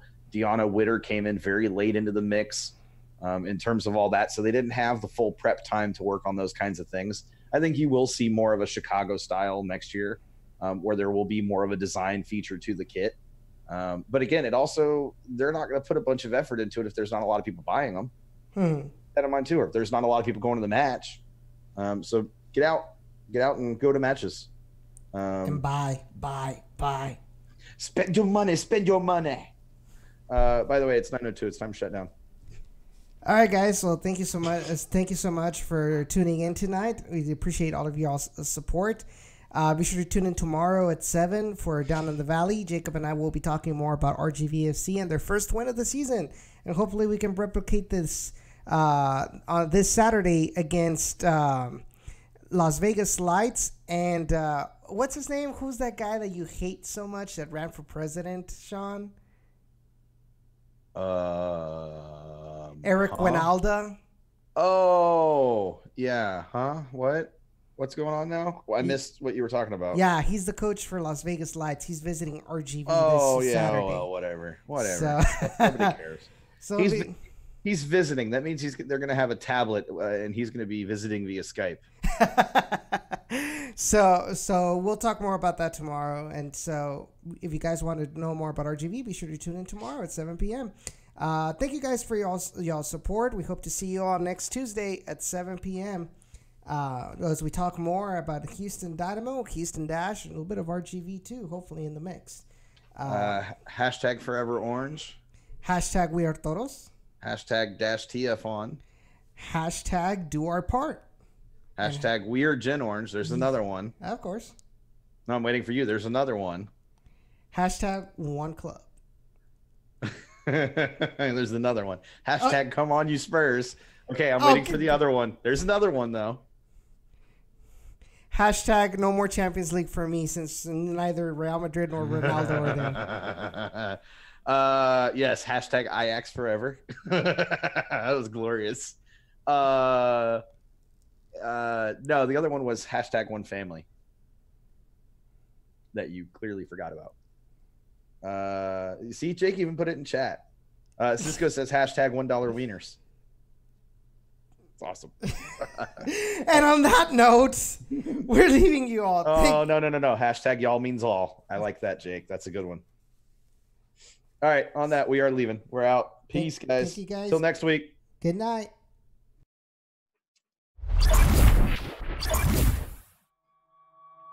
I wake up early, I sleep alone. I try to find love from a stranger on my phone. My vision blurry, so I forget. Dying to hold you, but you left me here for dead.